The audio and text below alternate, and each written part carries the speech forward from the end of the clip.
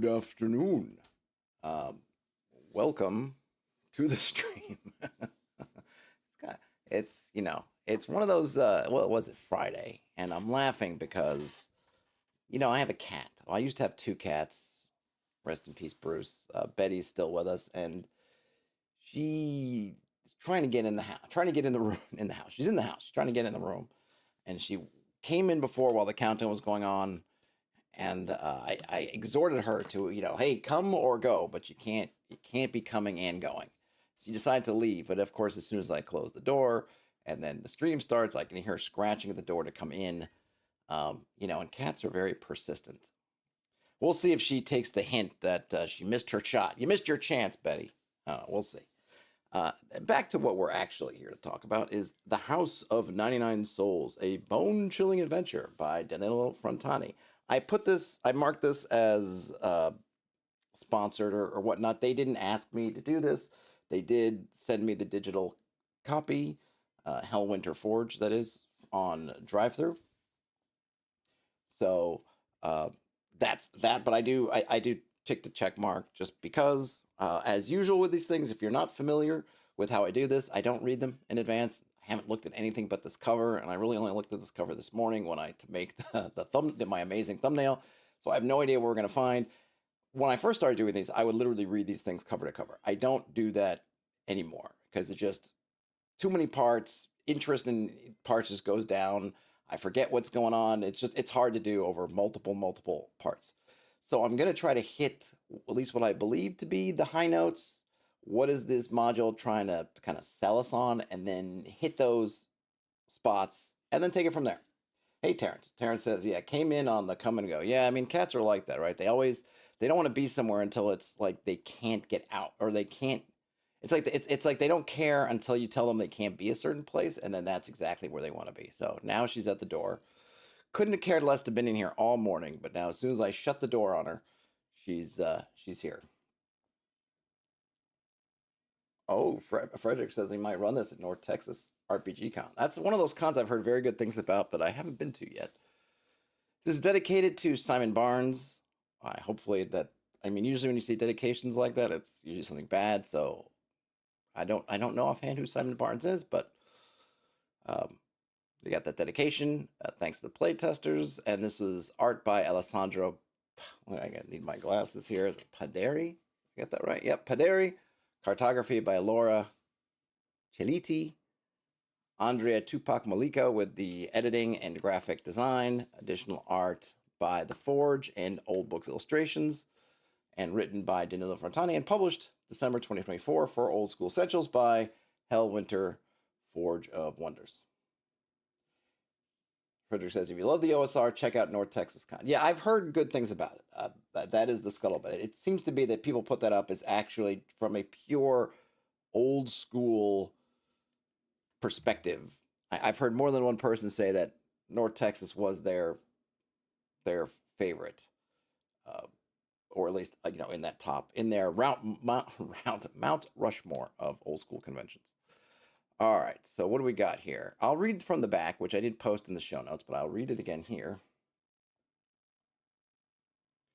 Darren says, good for you, Simon Barnes. Oh, sorry that happened. Yeah, hard to know. Hopefully it's not something bad, but most times dedicated. I mean, usually if it's not a family member or somebody, right, then it's usually somebody's passed, but we'll keep our hopes up that Simon just had a great milestone that they wanted to celebrate and not something terrible. Okay, so here's the back matter with my broken glasses. Until 200 years ago, Brightmoore Manor stood as a beacon of splendor and harmony. It was home to the noble Lord Faulken Brightmoore, his enchanting elven wife, Lady Narielle, and their children. But envy and fear of mortality twisted Lord Faulken's heart, leading him toward forbidden magic and unspeakable sacrifice. Now the manor is a shadow of its former glory, shrouded in a curse. Somewhere beneath its decaying halls lies the Orb of Souls, a malevolent artefact that feeds on life itself. The adventurers are the final piece of this haunting tale. Can they unravel the secrets of Brightmoore Manor, break the curse, and end Faulken's ritual before his ultimate ascension? Or will they too be consumed by the darkness within? Enter the manor, uncover its horrors, and face the price of immortality. So we get 22 rooms on 4 levels, 4 new monsters, 6 pre-gens, and then some VTT stuff. So that's where we're at, which sounds good to me. Let's see this home button. Great. Home button takes me back. Okay, so I'm not going to read the whole intro. There's some history here, which is fine. Darren says, the Orb of Souls, aka Happy Fun Ball. Yeah, something like that. Do not taunt the Orb of Souls.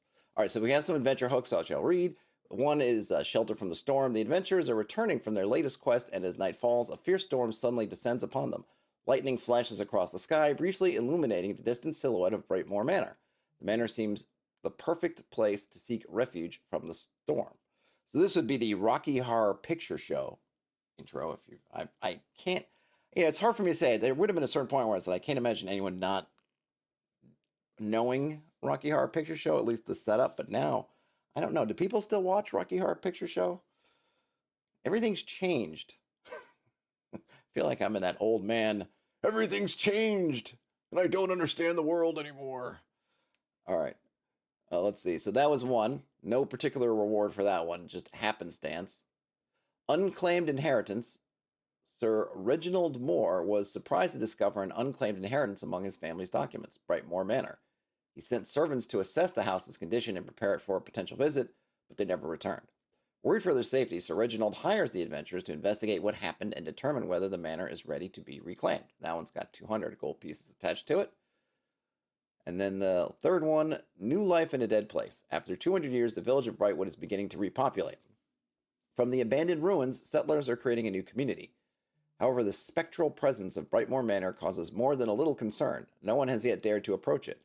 When the adventurers pass through the revived village, the community begs them to explore the manor and ensure it does not harm their lives. Reward 150 gold pieces. So yeah, so each of the hooks, I mean, two of them are kind of job related. The one, Shelter from the Storm, is pretty interesting. It's a nice setup. It doesn't work necessarily all the time because it's also has that tendency to feel like you're being pushed into something. Like, oh my gosh, it's storming, and look, there's lights on the house. Right? It's a little bit. I mean, for a one shot or something, I would totally run that. I would maybe be careful with that one because it just feels very much like it. Go here, go here. But as a kind of a campaign starter, or like I said, a one-shot starter, it's good. And then I like the Unclaimed Inheritance one. Maybe it's a little questionable why the guy hasn't gone with his own retinue to sort it out, but he's the cowardly sort, apparently, Sir Reginald. Sir Reginald ran away. And then New Life in Dead Place is kind of a good one, too, I think. Especially if maybe the village of Brightwood becomes, or is, you use it as kind of a center of stuff. That they're, hey, this is one of those things that I think that players really get a kick out of, is that kind of how can we improve the village? We've inherited or we've made this village our own. How can we, we can raise its level kind of thing, that kind of mini game almost of let's almost go into kind of civ mode and upgrade our village. And definitely having a spooky mansion on the edge of town, one, is something that could definitely use an upgrade, or might be like you see in Civ, even if you put the people next to the garbage or the heavy industry where they start to move out, or you can only get low income housing in there, you can't get the real money until you move or do something with the heavy industry or the waste disposal or whatnot. The manor would definitely work well. And I'm surprised they didn't put as an adventure hook just the fact that you could let one of the characters inherit the manor. Instead of having it being Reginald Moore, let a character get that deed, because that does two things, right? One, it gives them a much stronger bond to the manor, and potentially even backstories and what you want. Maybe they're even involved with Faulken Brightmoore. But then there's a real impetus, because manor becomes one of those, this is your first kind of stronghold location. This is for, I didn't mention this, but I believe this is for 2 to 4, levels 2 to 4. So, that kind of getting that third, fourth level, maybe even second level, depending on how wealthy you are, you might be ready to look for your first residence of your own, and you could have this one. So, I'm surprised that didn't make the cut. Anyhow, we got some hooks. Now we have the Curse of the Orb. The curse that took hold of the manor when the Orb of Souls activated is still very much in effect. All humanoid beings crossing the house's threshold cannot leave while the curse is active. You could call that the kind of Ravenloft rule. It's the Ravenloft rule. So one thing that's good is, I guess from a DM standpoint, is however they get to the house. I was saying how they some of those hooks, you know, they might not be really attached to the house, but all they gotta do is step inside, and they ain't leaving. So I got that. Jason96, hey, thanks for hanging out. Okay, so all the doors. All right, sorry. So you cannot leave while the curse is active. All the doors and windows leading outside are magically locked and impossible to open or pick. Violent attempts, like trying to bash the doors, causes a shockwave that inflicts 1d4 damage in a 1-foot cone. If not specified, a dense and impossible to clean grime covers all the windows.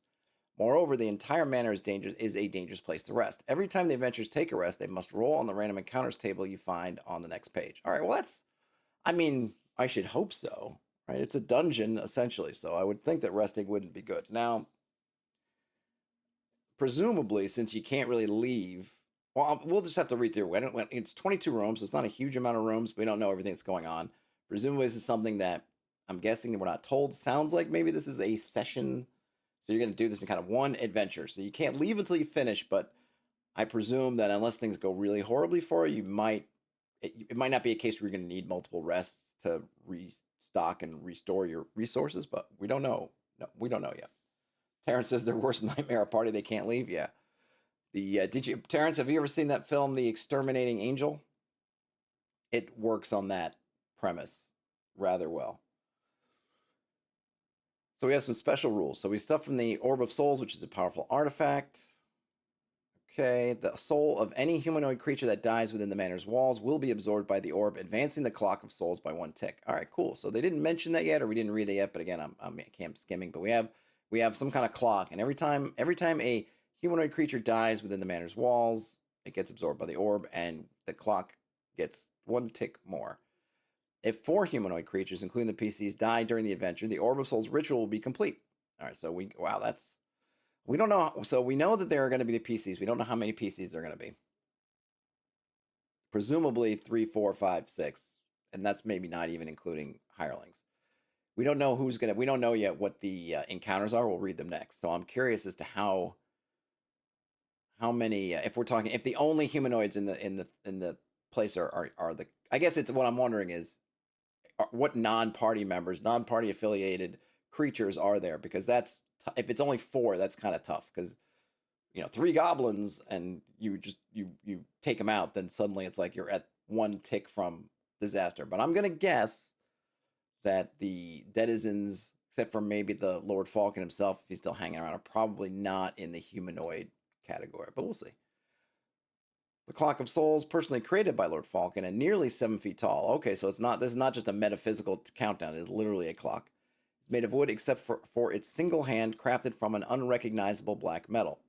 The clock face displays numbers from 1 to 99 with its hand pointing at 95. So the nice thing about this is players are going to see this, and it's going to give them an immediate note, or it should be immediately apparent that something is close to happening, because you don't have very much left. Attempting to move the hand causes a grim laugh to resonate throughout the house before it returns. The Clock of Souls is invulnerable to any form of damage. Lord Faulken crafted it as a grim and, in his view, amusing reminder of his relentless march towards immortality. So there's going to be something interesting here. And I should almost want to pull up. Hold on a minute. I do have, let's see something. Because what I'm curious about, my curiosity stems from the fact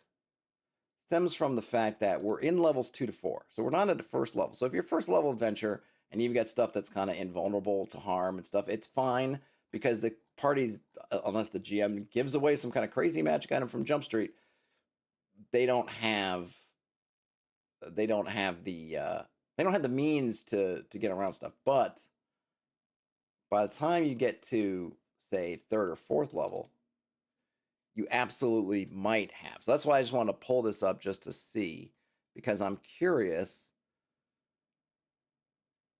At, say, 2nd level clerics, you've got bless, find traps, no alignment, hold person, resist fire, silence, snake charm, speak with animal, continual light, cure disease, growth with animals.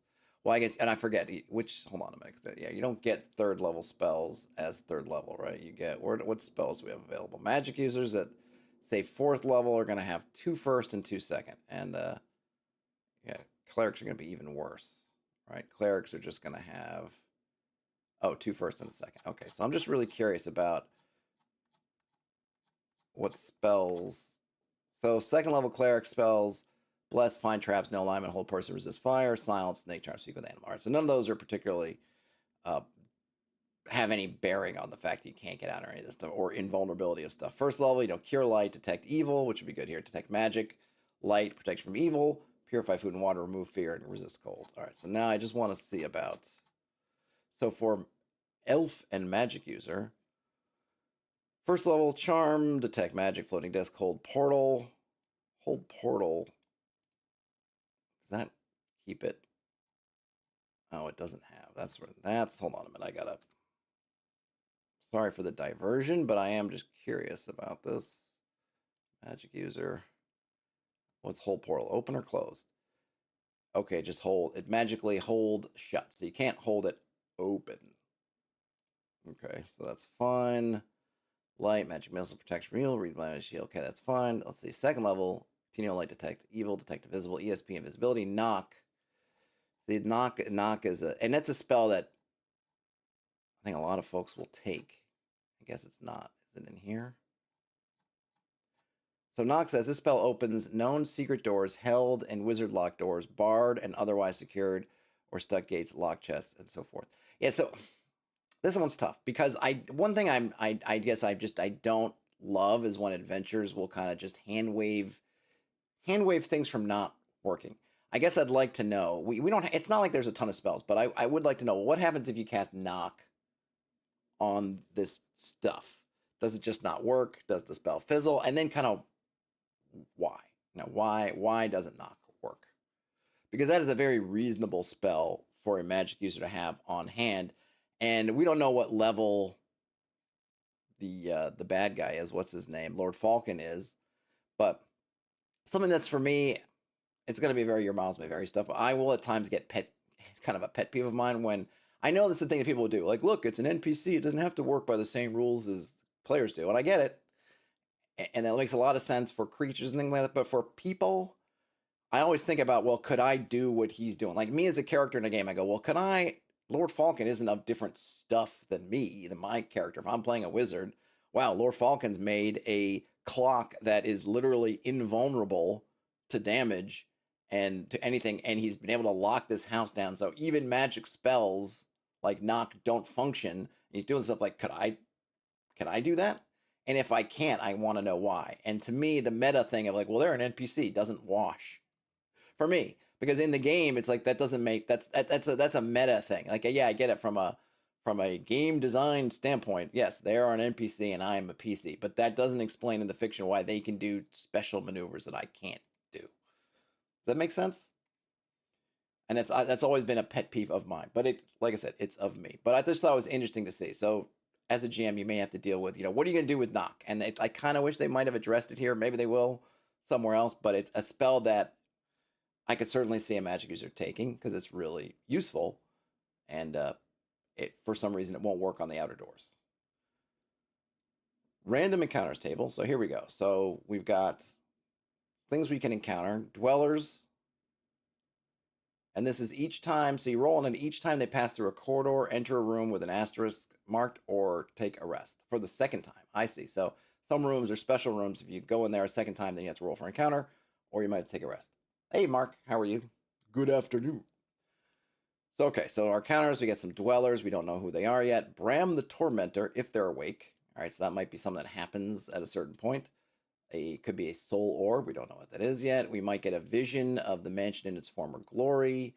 You might see a spectral face. You might hear a crystalline laugh. You might get a swarm of bone spiders. Again, we don't know what they are. Remember, the clock ticks forward on humanoids. So far, the only humanoids, Bran the Tormentor sounds like a humanoid, but we don't know if they are yet. We don't know what dwellers are yet. Swarm of bone spiders, non-humanoids, dust. Metal object clattering to the floor or in the distance. More laughter, more echoes. The oldest character is frozen in place, overcome by dread. That's a cool one. Everything around the PCs goes completely black. Again, Bran the Tormentor. A sudden chill settles over the PCs for 1d4 turns. Again, Bran the Tormentor. More dwellers. And then another vision. I'm curious. just as a point of order, why not put, it's all the same, 5% chance of each of those brand, or so I don't know why not put them together, just put 2 through something.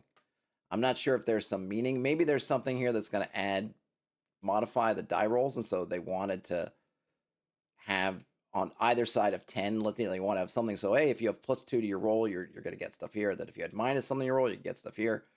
It sort of pushes you one way or the other, but I'm not sure why they didn't group those together. They have them here, 6 to 7 and 19 to 20 are grouped. So I don't know why. I'm not sure why they did that, but hopefully they have a reason. Or they don't really need a reason, but I'd be curious. An adventure variant, there are unexpected visitors. So this is a little sidebar note that says to add an extra twist to the adventure, consider this variant.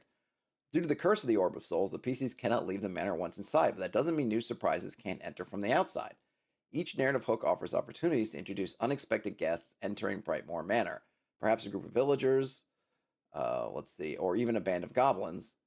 If you use this variant, it's recommended to trigger it after the adventurers have at least a grasp of how the Orb of Souls work. After all, more souls inside Brightmoore Manor means more fuel for the artifact's insatiable hunger. Feel free to adjust the initial soul count, perhaps starting at 92 instead of 95.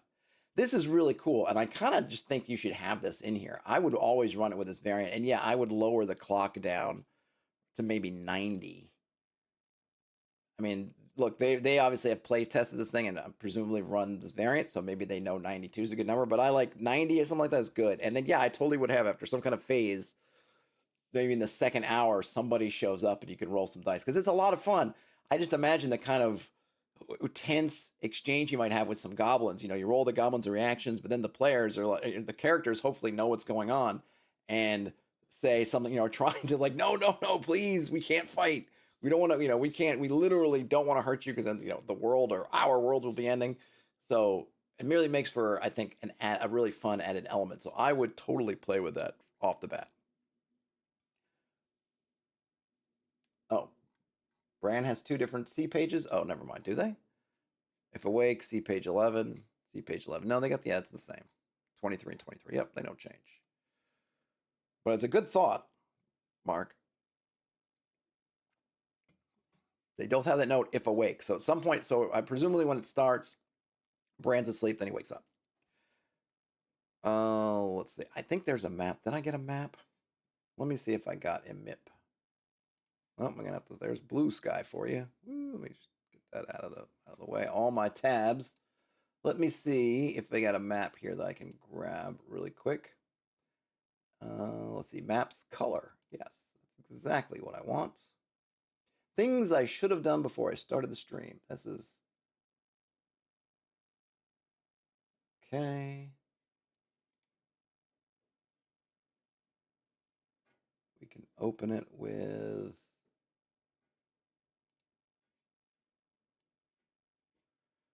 We'll put it here. No, I don't want that. All right, so I'm going to have to do this slightly differently. I got to exit here.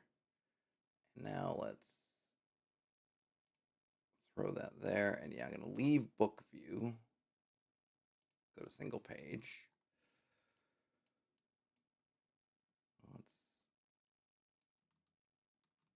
All right, so we have all the maps are here. How does this look? All right, great. I didn't have your glasses on. I hear you. I hear you with the glasses bit. So we got that. We got the counter. So now we're on the ground floor. We're down here. I don't notice any. There's a couple of different maps. Hold on a minute. Let me just double check that there's not a map that I'm missing. Oops, wait, that wasn't it. No, why do you keep going over there? Let's see, where was drive-through? So there's that map. I just want one that's got numbers. I can't. Someone's seeing it. I don't see any numbers on there. So there's some other maps. I don't know what fry. So they're different. There's different files here. One of them says maps_color. One of them says maps_pry_fry, which I'm guessing is print. Oh, okay. So if you're printing this out, okay, I got you now. But it doesn't actually help with what I need. If you are printing this out, you can print. They have it. They're giving you black and white versions basically, so you don't have to print out and waste ink on that kind of sepia tone, and you don't have to convert it to black and white yourself. It will do it for you. That's great. And there's also one, I guess, for the main book. No, that's the same map I just did. Did I? However, I'm looking for the maps with. All right, so, well, let me see. Is it in the back of here? Hold on a minute. Is there? No. Where's the bookmarks? Where's the command palette? Toolbar. Oh, show bookmarks. I can't. Okay, well, let me see if there's a. I might need to. Okay, so weirdly, I don't know. I don't know why they did that. Can I? Let me see if I can open this twice. Actually, I know I can. Hold on a second. All right. Let's see how I can do this. Where is this file located? Okay, here we go. Maps. Does it really not have the numbered maps? No, it really doesn't. Okay. All right. Well, we'll open it with a browser. I mean, it's really not a big deal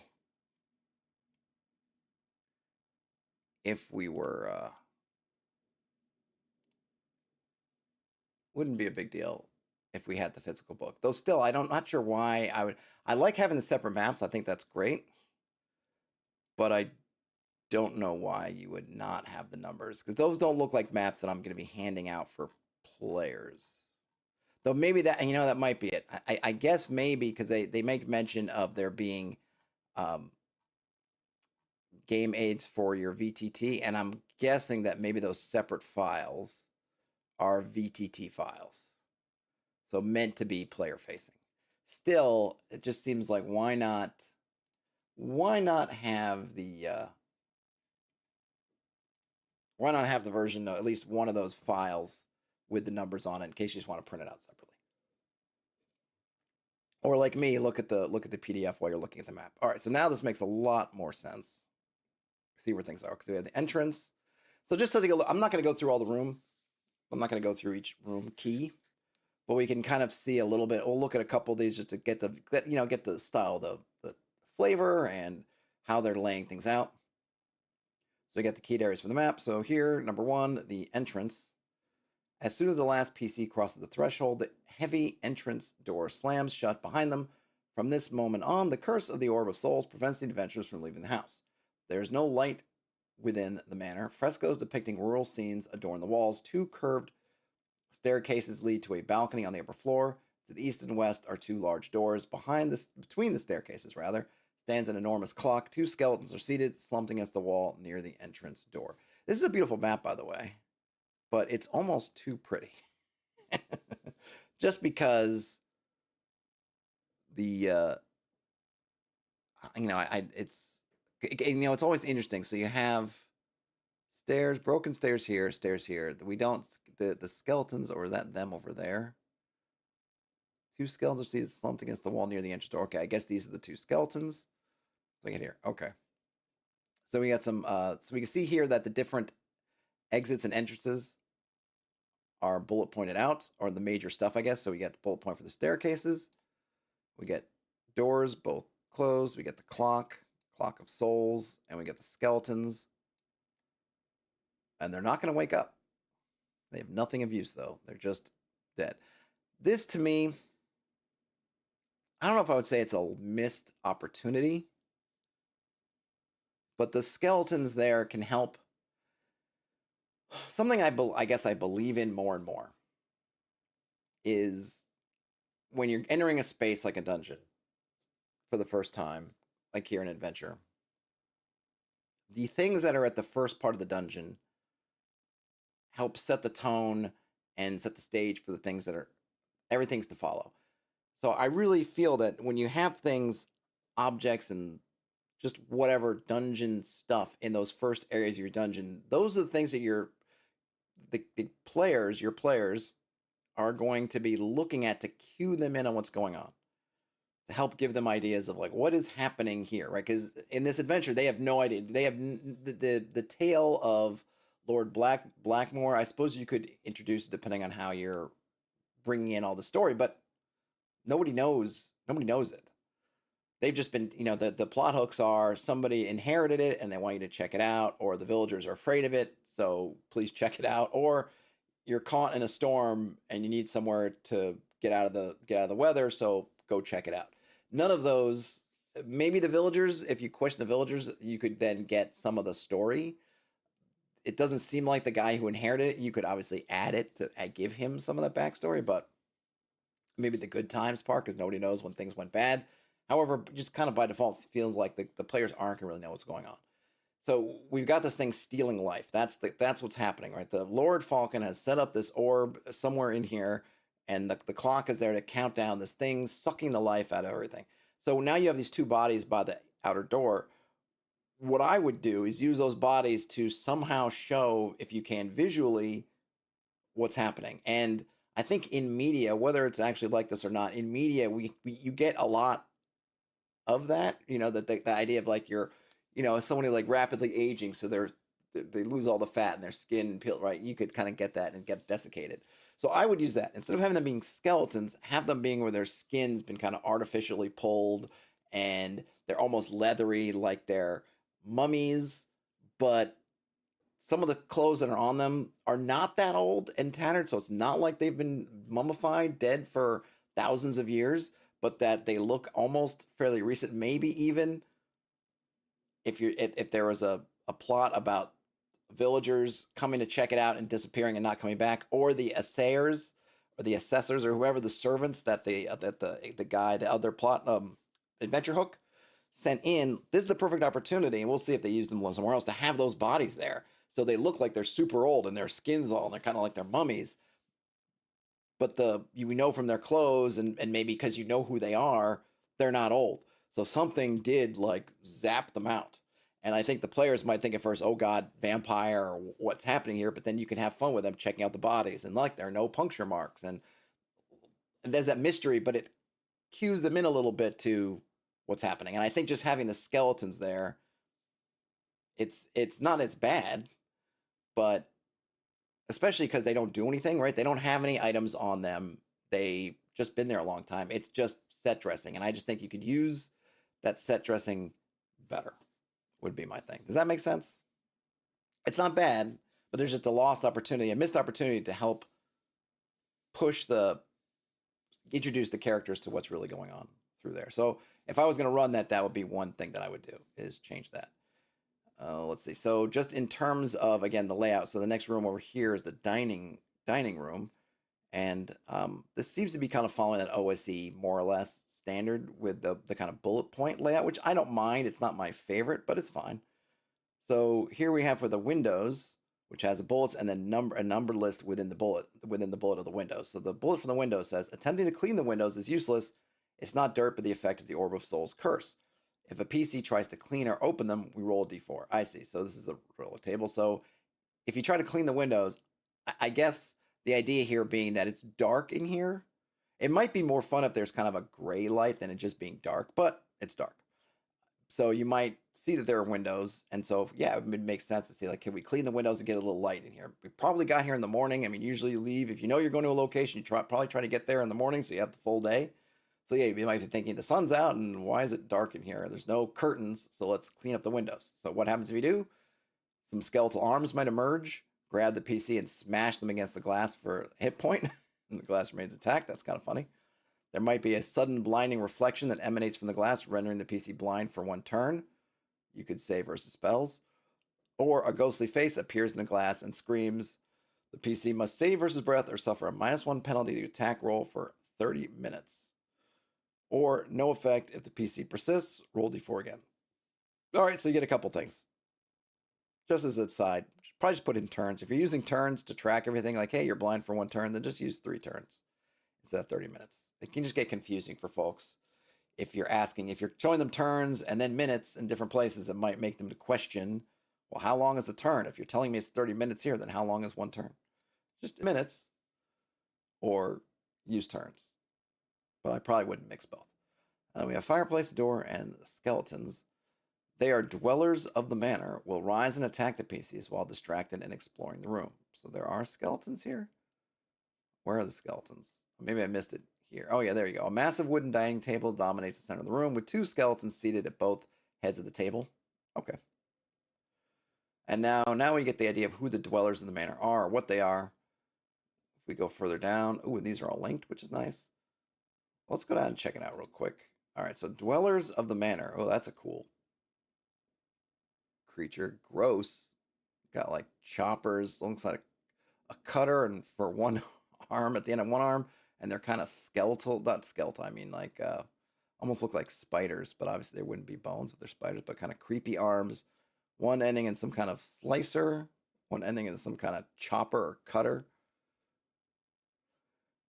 So dwellers in the manor, these are the remains of those who perished within Brightmoore Manor after the Orb of Souls captured their souls and animates their corpses to protect itself and Lord Faulken. That makes sense. The bones and scraps of flesh emit an eerie bluish glow. They attack intruders with whatever they can find within the manor. Knives, wooden planks, and in some cases, even proper weapons. Okay, so they don't really have sharp weapon things. Oh, I'm looking at the wrong creature. So the creature I've been describing is actually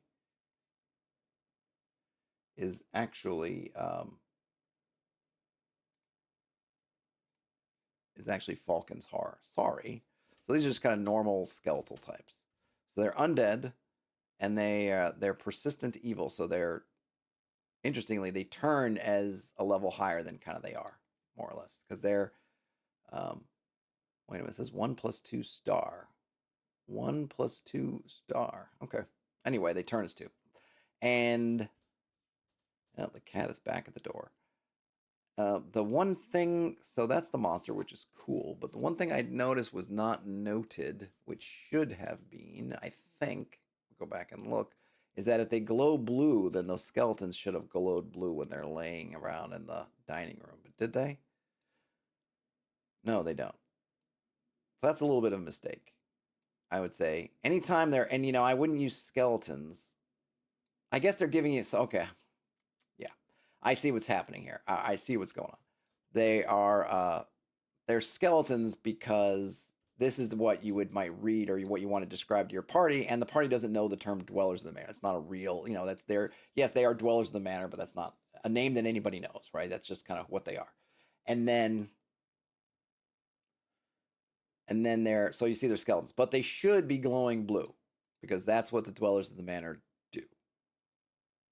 And you don't get it here. And unfortunately, this is where I could see messing up myself, where the skeletons come in, you enter the room, skeletons there, these skeletons, see, here's the interesting thing. These skeletons here didn't attack.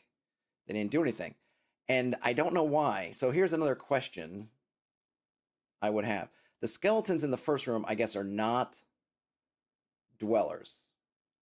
They weren't turned by the orb, as written. So they're not glowing blue. And they're just skeletons. Then you have these skeletons here, and they're going to rise up and attack you. Now, on the one hand, yeah, it's a nice gotcha. Oh, these skeletons, okay, they're just skeletons. Then you come in here and go, okay, I got more skeletons. And you might get lulled into that false sense of, well, it's just more skeletons. Those didn't attack, so these won't attack. I mean, oftentimes I think the meta is usually, well, these didn't attack, so these definitely will. However, at the same time, I think if these should be glowing blue because that illustrates the difference. And that's another cue for the players. And I'm afraid that because they don't mention it here in the text and it's not mentioned in this little summary, at least I don't think it is. Doesn't look like it. Then you forget to show them that, and they should know that, because that's, to me, that's kind of a key thing that they should keep in mind is what's glowing blue versus what's not glowing blue. Hey, Mac. Mac says, this looks sweet so far. Just bought it. Thanks for giving a voiceover. You are once over. You are welcome.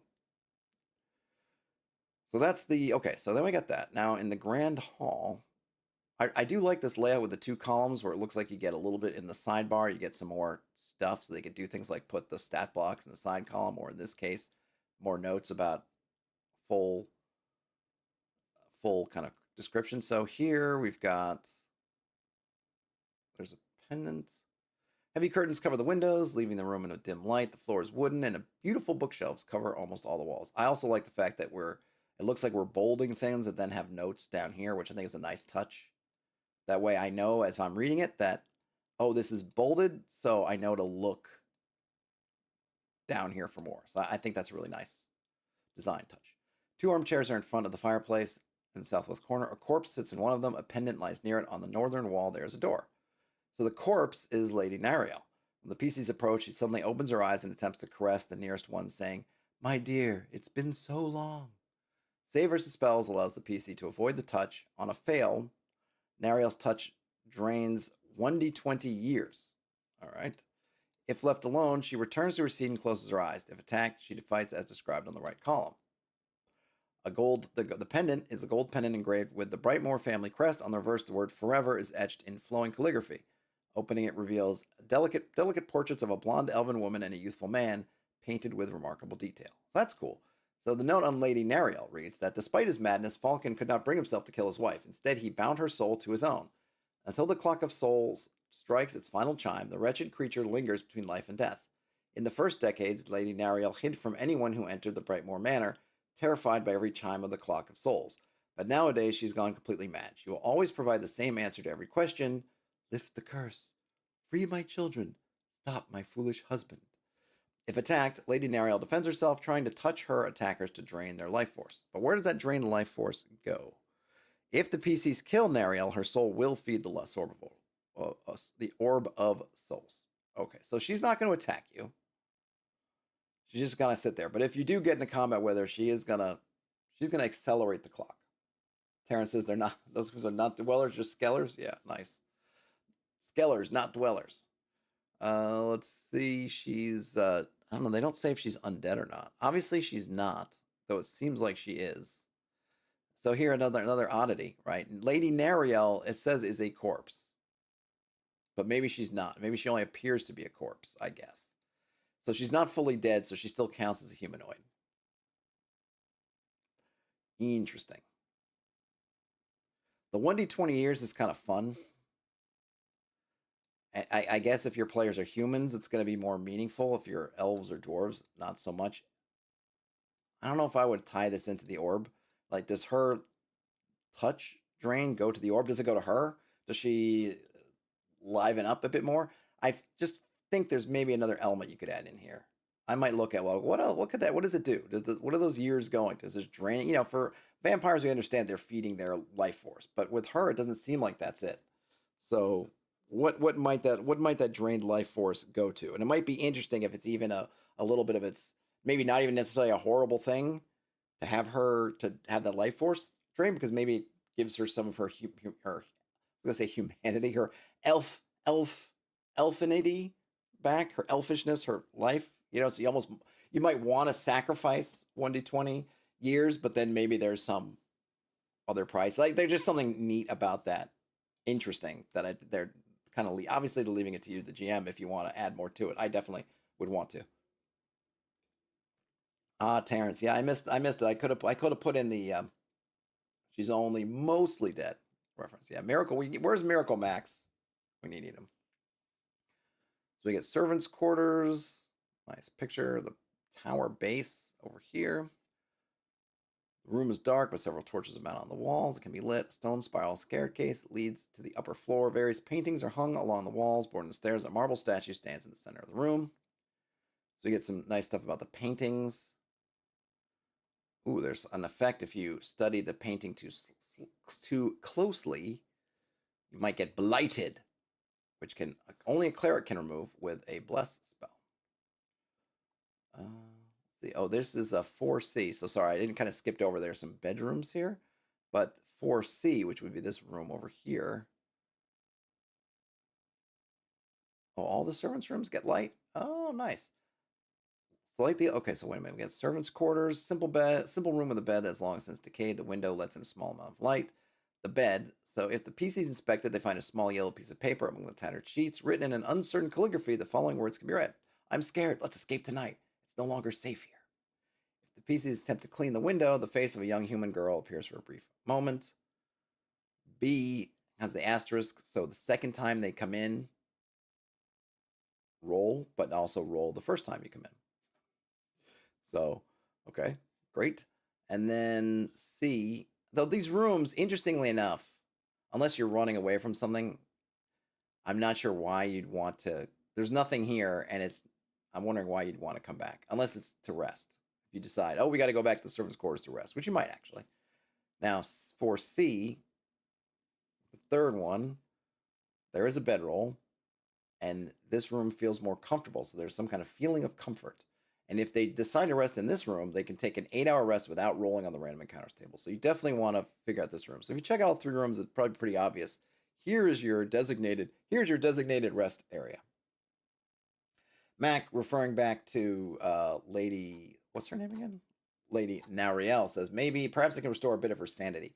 Yeah, there's some neat things you could do. It could, if Lady, just to go back to Lady Narielle, you're giving her back some of her vitality, which might actually give her more to tell you, some sanity. But I also think there could be a twist there too, or maybe it's, if you do it once, it's okay. If you do it twice, maybe you start rolling to see if she literally does go vampire crazy, where she just can't stop herself. It's almost too much.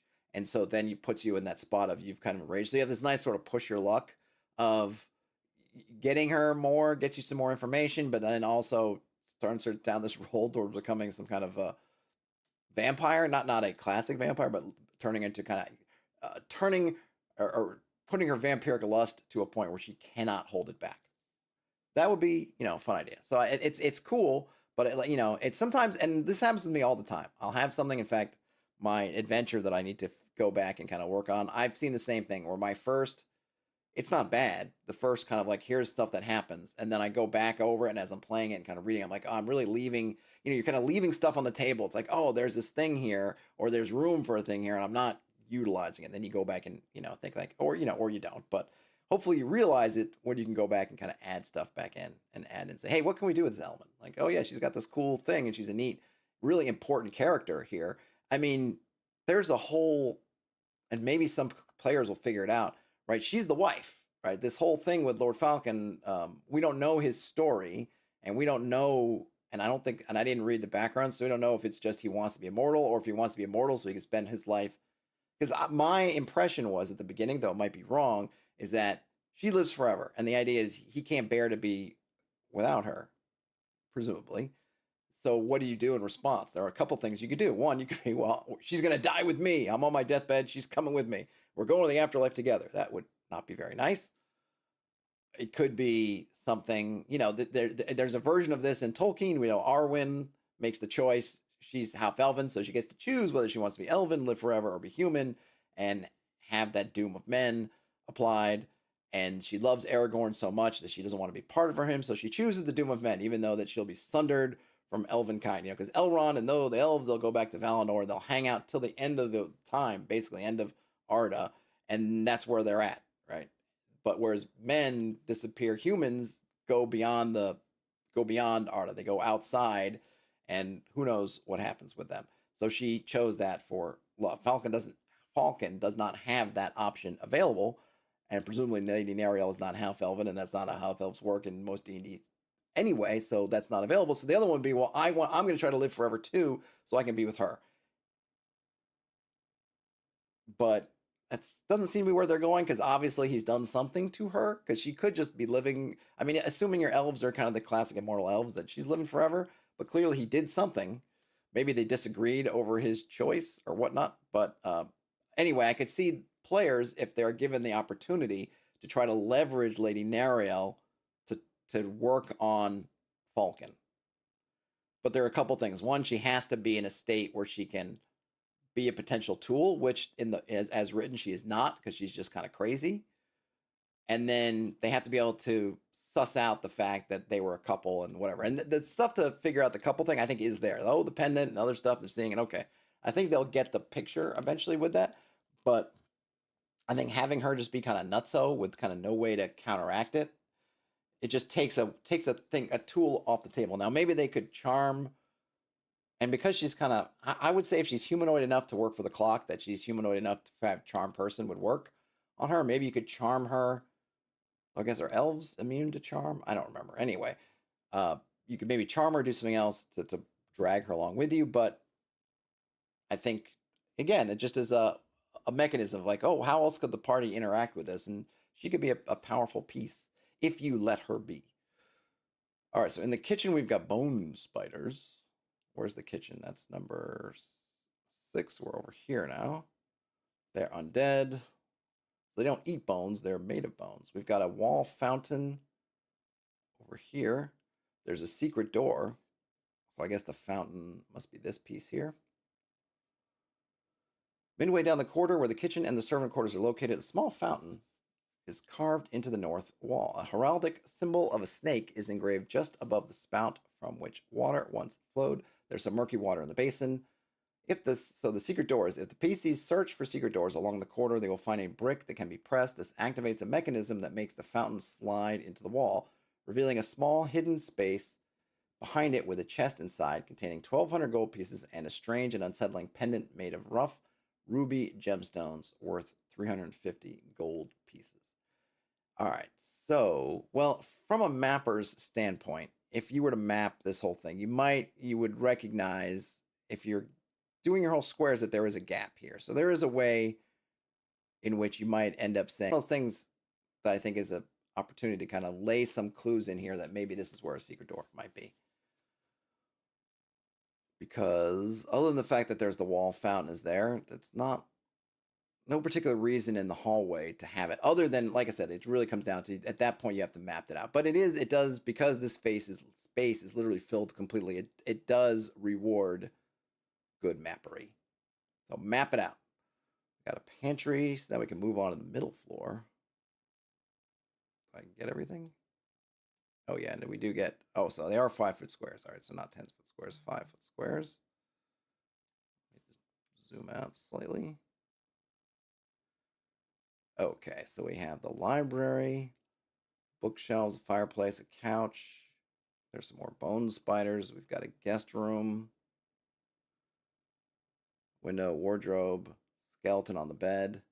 Tattered remains of his clothing suggest it was a wealthy person. May you be cursed, Faulken is carved into the wooden headboard. We have the wardrobe, and then we have a door. Now, what I'm not understanding here is, yet again, the dwellers. There's something I'm not understanding, because it says under the dwellers, which is where the remains of those who perished within Brightmoore Manor, right? Which would seem to me, my reading of that would indicate that everybody who died in here, aka all those skeletons we're seeing, should turn into dwellers, and yet they're not. And I don't know why that is. No explanation is given why some things seem to just die. Skeletons in the front by the door, going by the outer door. This skeleton in the guest room. And it'd be nice if there was some explanation there, because if I'm it's another thing that just, what does it do? It's confusing to the part. There's some, it's like you're missing a piece of the puzzle, but I'm wondering what the piece is.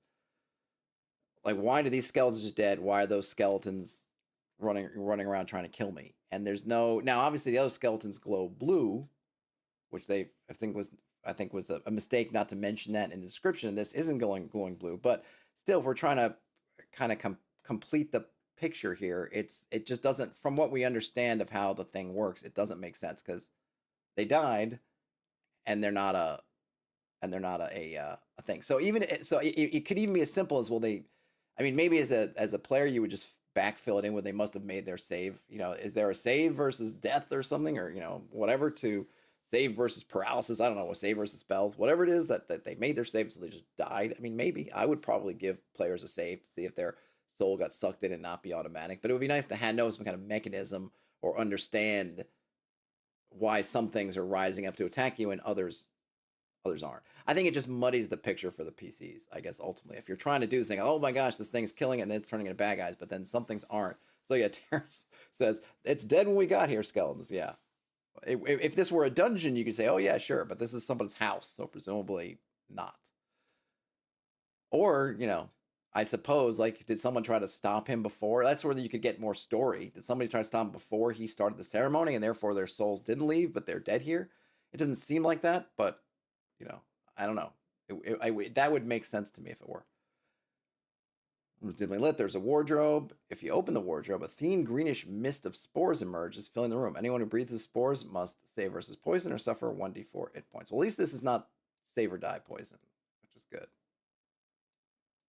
There's some poison spores.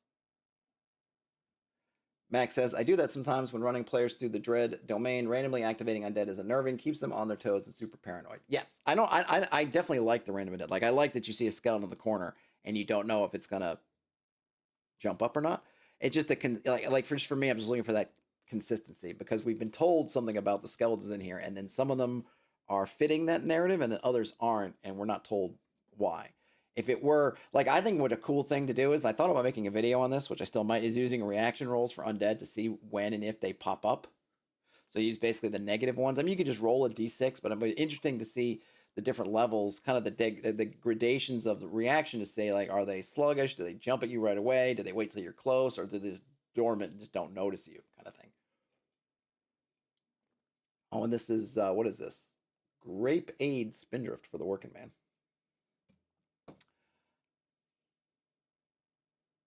Oh, Jason asks, are the skeletons put together or broken apart? I don't think we're told. So it says skeleton on the bed, just says skeleton on the bed. Yeah, there's an interesting, they forgot to bold. This was probably just a typo or a designo. Forgot to bold skeleton here, but yeah. Nope, doesn't say. And it also doesn't say what happens when you beat these things. That's another thing that would be good to know, is if you beat up one of these, maybe not turn them. If you turn a dweller, if you just beat them down without turning them, do they come back? It doesn't. So they're persistent. That's another no, because maybe I would say, which makes it a lot more dangerous, but this is probably a rule, that you cannot, if you turn them, you turn them. Though, oh man, I guess they're not animated by their souls, because he would say, wouldn't that be cool if you turn the monsters, you could actually decrease the clock? But I would say that if you turn them and you get destroyed, then they're destroyed. If you turn them otherwise or just beat them down, then they're not dead, because it ain't like that. But yeah, we don't know. We don't know. But no, we're not told. We're not told.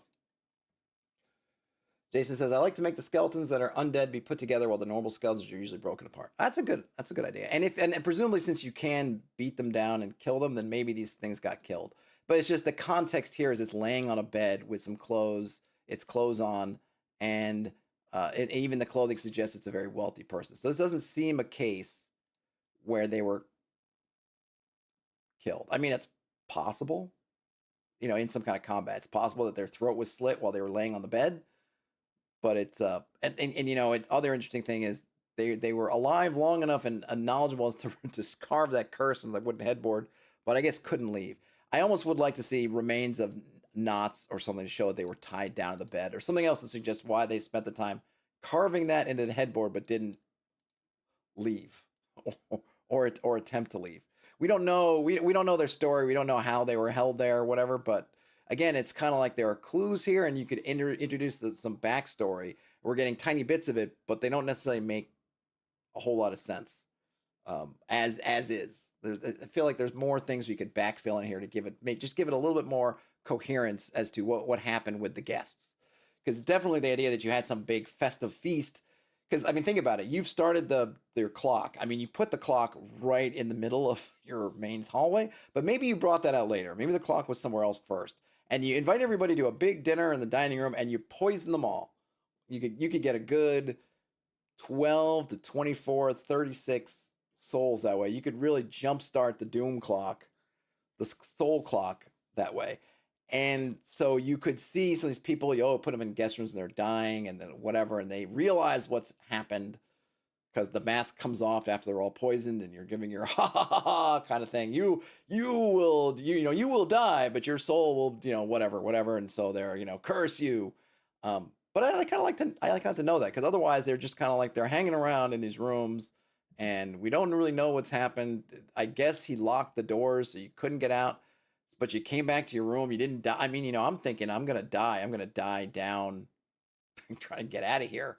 I'm probably not just gonna go up to my room and just lay down. And I don't know. It's like I said, there's something missing, and it would be, and maybe it's in the backstory part, and I just didn't read it in the background, but.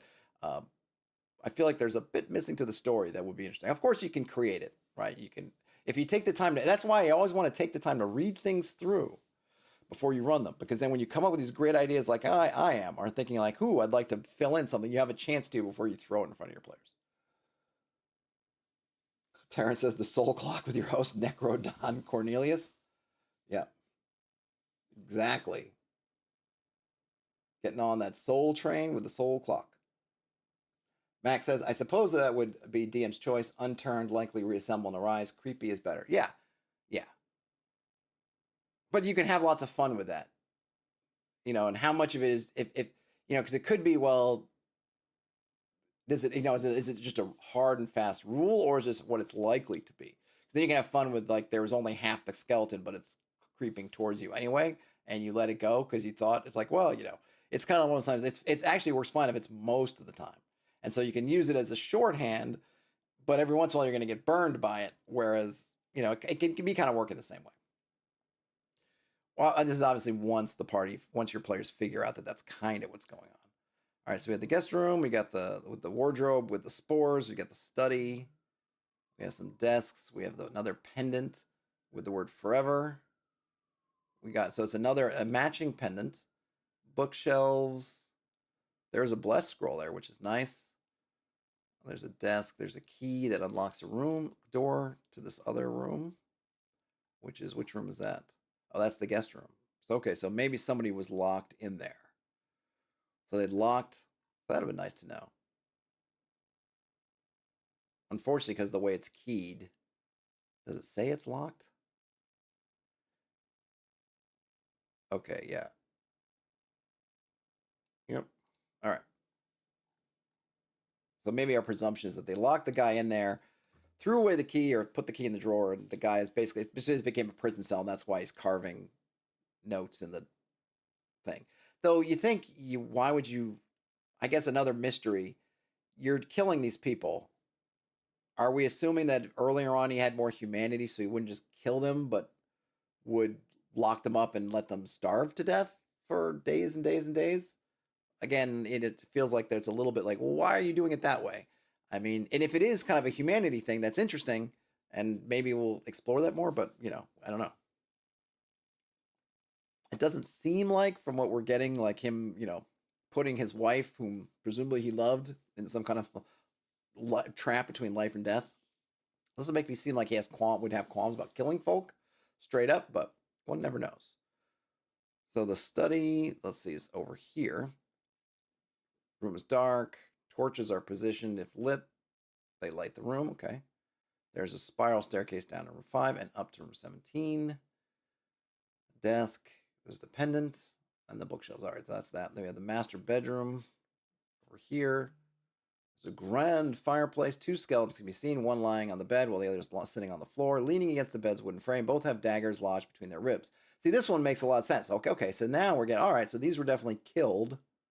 All right, they were killed. Like that's obvious. Aha, they're killed with matching daggers, maybe. And there's a toilet. If you're ever wondering, like, hey, there's never toilets in these places, he's got a toilet. And there's an old backpack. So maybe these guys were some of these adventurers, some folks that came in early. We haven't really seen any. We know that at least in the case of one of the plot hooks, there's potentially folk who've come in relatively recently. We haven't seen them yet. But it doesn't seem... okay, so we do get identities, but they don't match the plot hook. Or I might keep saying plot hook, the adventure hook of the guy who got the manor as their inheritance. The inherited manor adventure hook. Okay, so the skeletons are of Uni and Mooney, two halflings who came around 25 years ago. The curse of the orb drove them insane, leading them to kill each other in this room. Does the orb cause people to go insane? Did I miss that on the orb curse? Is there an insanity bit? Unlocked. No, it does not. I mean, I could definitely see going insane because you can't seem to get out. I'm not sure why the curse drove them insane by itself. But you're locked in a room. Being locked in here, trapped, can't figure out a way out. Maybe eventually you can't get out. And I guess I don't know. Because this place isn't that big. So if you're Uni and Mooney, we don't know how what level they were or anything like that. Were they running away from stuff and just came in here and couldn't get out, or felt like they were trapped and then did it? That makes sense, I guess. I can see it. Backpack contains a small diary. Most of the pages are ruined, but one of the last entries, dated about 25 years ago, reads, "If Grandma's stories are true, Uni and I will be rich. I hope no one has already looted Brightmoore Manor, but Grandma always said it became a haunted place before they fled the village. Maybe we'll be lucky. Lucky and rich." Yeah. I mean, this is fine. But this is a note that, to me, is way late. You got to have already come up here to get this, like, oh, yeah, wait a minute. There's riches, but the place might be cursed or it's haunted. Like, yeah, you've probably already seen that. There is a freaking clock, like doom, and there's skeletons rising up. By the time you work your way around to getting up here, probably they have like, oh, yeah, there's a note here saying that there might be stuff in here, but it's haunted. It's like, well, appreciate it, Uni and Mooney, for coming along. But I would have preferred, I think, again, as I rewrite things to suit myself, this backpack be by the door and give me the kind of Lord of the Ringsian, we've tried to get out, but we can't get out, the clock, things. Like, give me some pages of room, but there's some bits about that. Because this is not, it's not helpful. I mean, it's to me, that little note in there is annoyingly not helpful, because it just comes way after you've already realized, presumably, that it's haunted or something creepy going on and whatever. And of course, this is an adventure. Of course there's loot. Promise of treasure in one of these places is not something that's kind of surprise. There's treasure here. Like, yeah, of course there is. Or we hope there is. Hallway, that's here. Bran's room. Here we go. So what's going on with Bran? Room is engulfed. Let's see, where are we? We're here. Room is engulfed in complete darkness. Torches and lanterns barely illuminate more than a meter ahead, and a sense of oppression immediately surrounds the adventurers as they cross the threshold. We got a fireplace, a bed, a wardrobe, windows, and a desk. Okay, so here on the bed, finely crafted, the mattress appears sagged as though someone is resting upon it. When the PCs move away from the bed, they hear a faint, mournful whisper saying, "Free me." From now on, the PCs may encounter Bran the Tormentor. So interestingly, this is kind of cool. I like this. So it's not when you get to the bed. You get to the bed, you might see the depression that seems like someone's resting on it, but there's nothing there. It's when you actually back away that you get the free me, which is cool.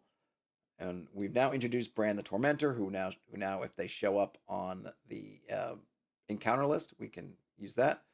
Wardrobe, there's some elegant garments, but they're all molded and old. About Bran, the eldest son, realized too late that his beloved father had descended into complete madness and needed to be stopped, but he was defeated. In a twisted gesture of affection, Lord Faulken did not feed Bran's soul to the Orb of Souls. Instead, he bound it to Bran's remains, transforming his spirit into another defender of his madness. Aha. So this is cool, but obviously he didn't do this with everybody because he wants to feed the orb as much as possible. But I do like the idea that he could take his family and bind their souls to things. That's pretty cool. It's a neat idea. I almost feel like there should be a spell. Like, what is he using? What is Lord Faulken's device for being able to do this really cool thing? Is it a new spell? Soul binding? Is it an item that allows him to do it? That's that thing of like, well, why is he able to do something that I cannot do? And it's like, well, that's a really fascinating spell. If I'm a cleric who might be shading towards chaos, I might say, how might I get a hold of this spell? Or Horcruxery. I guess with the Horcrux, though, that's kind of seems kind of similar. Yeah, it's kind of lich magic, but it's clearly you're not in command of it. It's not something you're doing for yourself.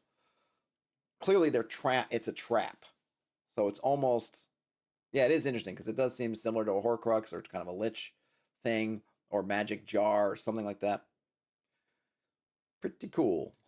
I'm guessing we're not. I'm assuming maybe we're not going to get that as a spell or item, but I'd like to know more.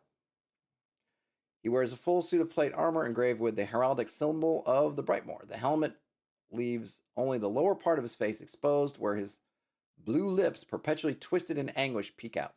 Shield and sword are of fine craftsmanship, but not magical. Oh, come on, no magic? So he's AC 2. He's got 30 hit points.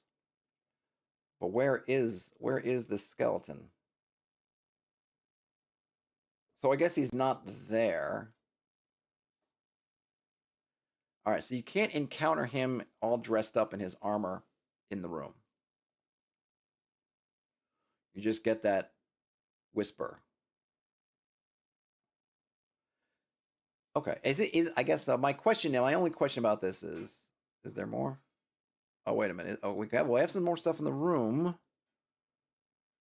But all right, there's more about it. So let's see. Well, about Bran.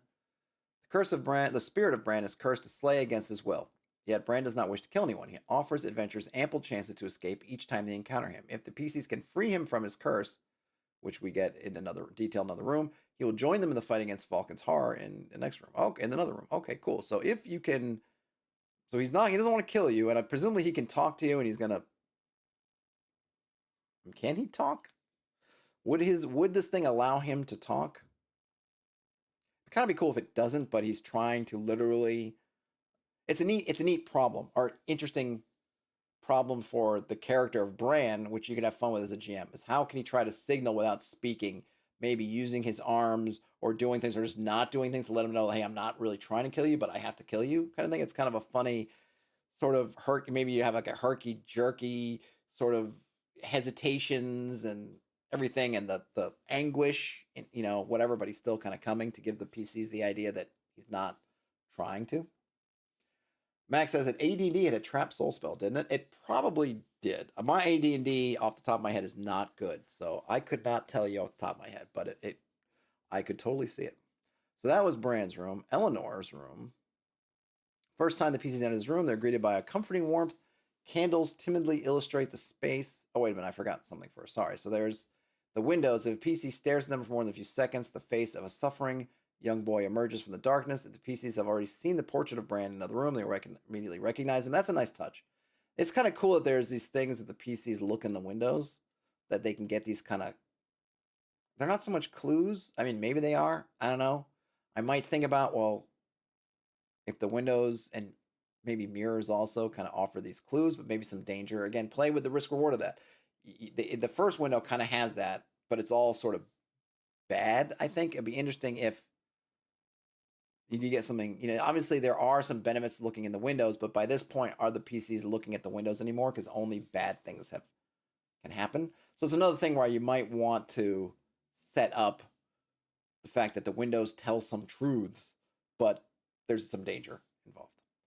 There's a diary, which you can read the last few lines. It says, "How can I have been so blind? My beloved father has completely lost his mind. I must protect Mother and Eleanor. I heard him go down. He must be in his secret room now. Time has come to confront him for the sake, to confront him, not comfort him, to confront him for the sake of my family and the people of Brightwood." So the clue here is that, hey, there's a secret door down to his secret room. So that's good. So this one actually has something that is mostly is useful, because now it gives you some idea of where to go, maybe, or at least what to look for.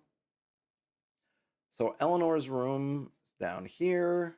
What's going on with Eleanor? Eleanor, the youngest daughter of Lord Faulken and Lady Narielle, let herself die in this room shortly after the Orb of Souls curse sealed the manor. Her lingering hope to somehow save her father still manifests in this space. The PCs can communicate with her spirit, but she responds coherently only to some questions. So you can ask her, what happened in this house? Where's your father? What happened to you? What can we do for you? So that's really good. I like that. It's a riff on kind of what's happened. The idea that she let herself die is pretty interesting.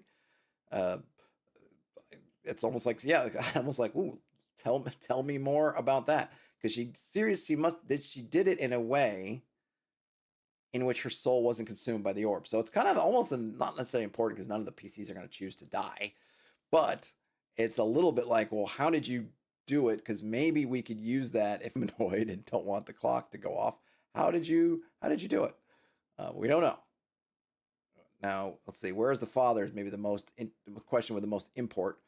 Most likely in a study in the tower, or maybe in the cursed underground chambers he dug. So again, we get some. There's another way to get, right? So you could get it from the diary here, or you can get it from her here. That, yeah, he went somewhere down low. And we see there's the ghost. And we got a bed. We got another wardrobe, a nightstand, a gold necklace. Oops, it's telling me I'm not getting enough.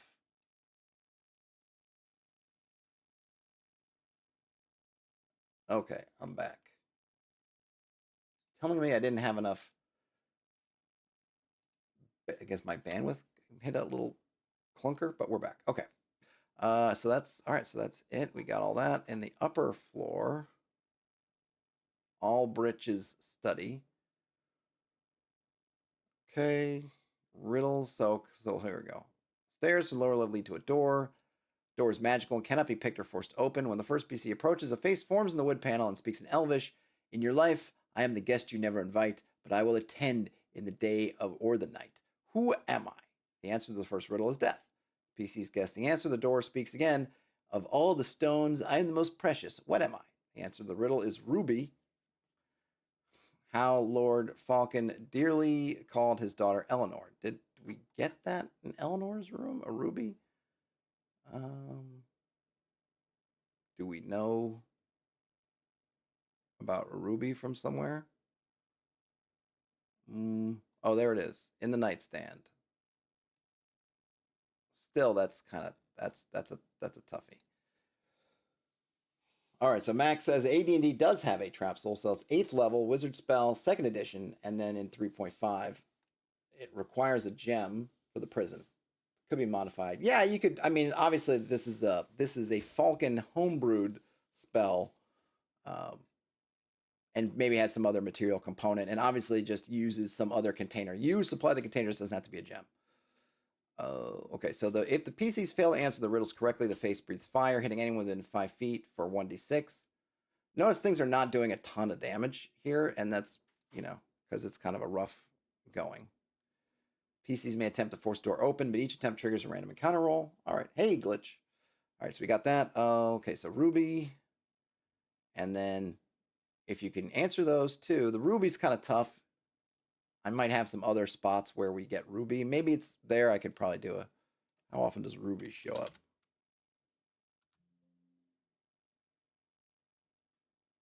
Oh, there you go. So you can get as a wandering encounter, one of the encounters, where is my precious ruby hidden herself? So if you get that one, iffy whether you'll get it or not, there's a 10% chance every time you roll for encounter that you'll get that ruby. And there is a ruby if you end up through the secret door. The nightstand with a ruby. I know. Okay, if you ask her what happened to the house, you mentioned rubies. So there are a couple of ways to get the ruby. It's got some potential.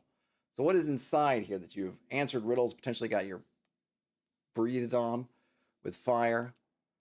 So you got some bookshelves, old and written in languages incomprehensible, but they might have comprehend languages. So, there is that. So it's forbidden knowledge about and necromancy. Some pages in parchments. A glyph of a lidless eye appears repeatedly. 4 sealed colored vials. There's a writing desk. A key to the trapdoor in room 8. I guess I must have missed the trapdoor in room 8. There's a ritual pentacle. And inside the pentacle is a skeleton of Bran, an ornate ring bearing the family crest is on one of his fingers. To break the ritual cast by Lord Faulken, the PCs must burn Bran's bones. Merely erasing the pentacle will not break the ritual. Okay, so there you go. So the secret, this is a ritual version of that kind of spell, and the skeleton of Bran. So it's kind of cool. I would probably write this up as a custom spell and throw it in the adventure and then give it a level. Though the level obviously has to be something that whoever you've statted up Lord Faulken to, that he's actually capable of doing at some point. Then there's a ring. Elegant band once belonged to Bran. While cursed by Faulken's unfinished ritual, the ring imposes a penalty of 1 to the wearer's AC and saving throws. If the PCs successfully cleanse the ritual, Bran's spirit blesses the ring, transforming it into a ring of protection +1. Very nice. Does Bran know they must burn his bones? This is another thing where I'm wondering how did the PCs go about understanding how to break the ritual? Though I guess if I had a cleric or somebody, I probably would allow some sort of, hey, if somebody asks, do I know because I'm a cleric or a magic user how this might work?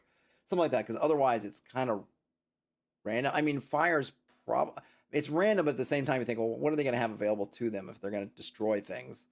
And maybe they try to get rid of the pentagram, which I actually wouldn't want to do because I feel like that would make it work. In my brain anyway, I think I usually have pentagrams to trap things inside and we maybe don't want to let it out. So maybe breaking the pentagram or erasing it's not a good idea. But then the next one might be maybe to destroy the bones but I would probably want to put a note on it. Like, would dispel magic work on this thing? What levels? Still magic's not super high level, right? Or is it? Or maybe it is too high. Oh. Where's Dispel Magic? What level is Dispel Magic? 3rd level. Okay, so if you're 4th level, you don't have 3rd level spells yet, I don't think. So maybe you're all right that you don't have access to Dispel. Whoops. Where did my thingamajig go? There we go. So that maybe that's okay. Winchester 101, Salt and Burn the Bones. Well, there you go. Max says, I like the spell, though it's not a very nice spell. Might get you in trouble with your local cleric or priest. Yes. Definitely would. So the vials, green vial, save or be poison or save versus poison, or you basically get 8 hours worth of a penalty of 2 to attack rolls, to all attack rolls and saving throws. So you don't want to do that one. The white vial, save versus death or wither away, leaving behind only dust. It doesn't say whether you where that does the clock, but I'm going to guess it would activate the clock. Black vial actually heals you. So the white vial, boy, they're really being sneaky here. Green and poison. Here's a connection there. White and black, and they're doing the reverse of what you might first assume they do. And then the blue vial makes you shrink to half size.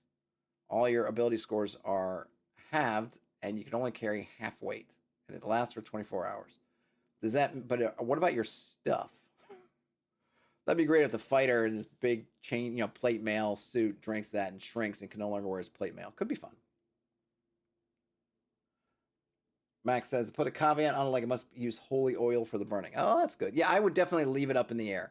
I would definitely maybe even just say destroyed, and then, there's maybe even give an idea, but say however they want to destroy it. Like, just, they have to destroy the bones. Not necessarily burn them, but burning would work.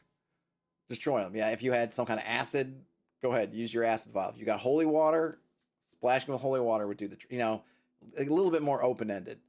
But certainly as a GM, you can obviously leave it, allow those. But I would probably in the book just say, hey, destroy them, and then parentheses, fire, acid, holy water, whatever else you think would work. So now we go down to the cellar. So I guess what I missed, maybe because is in room 8. Where's 8? There, I guess, there's the trap door. So what does that look like? Is that a secret door? Or is it just locked? What's the deal?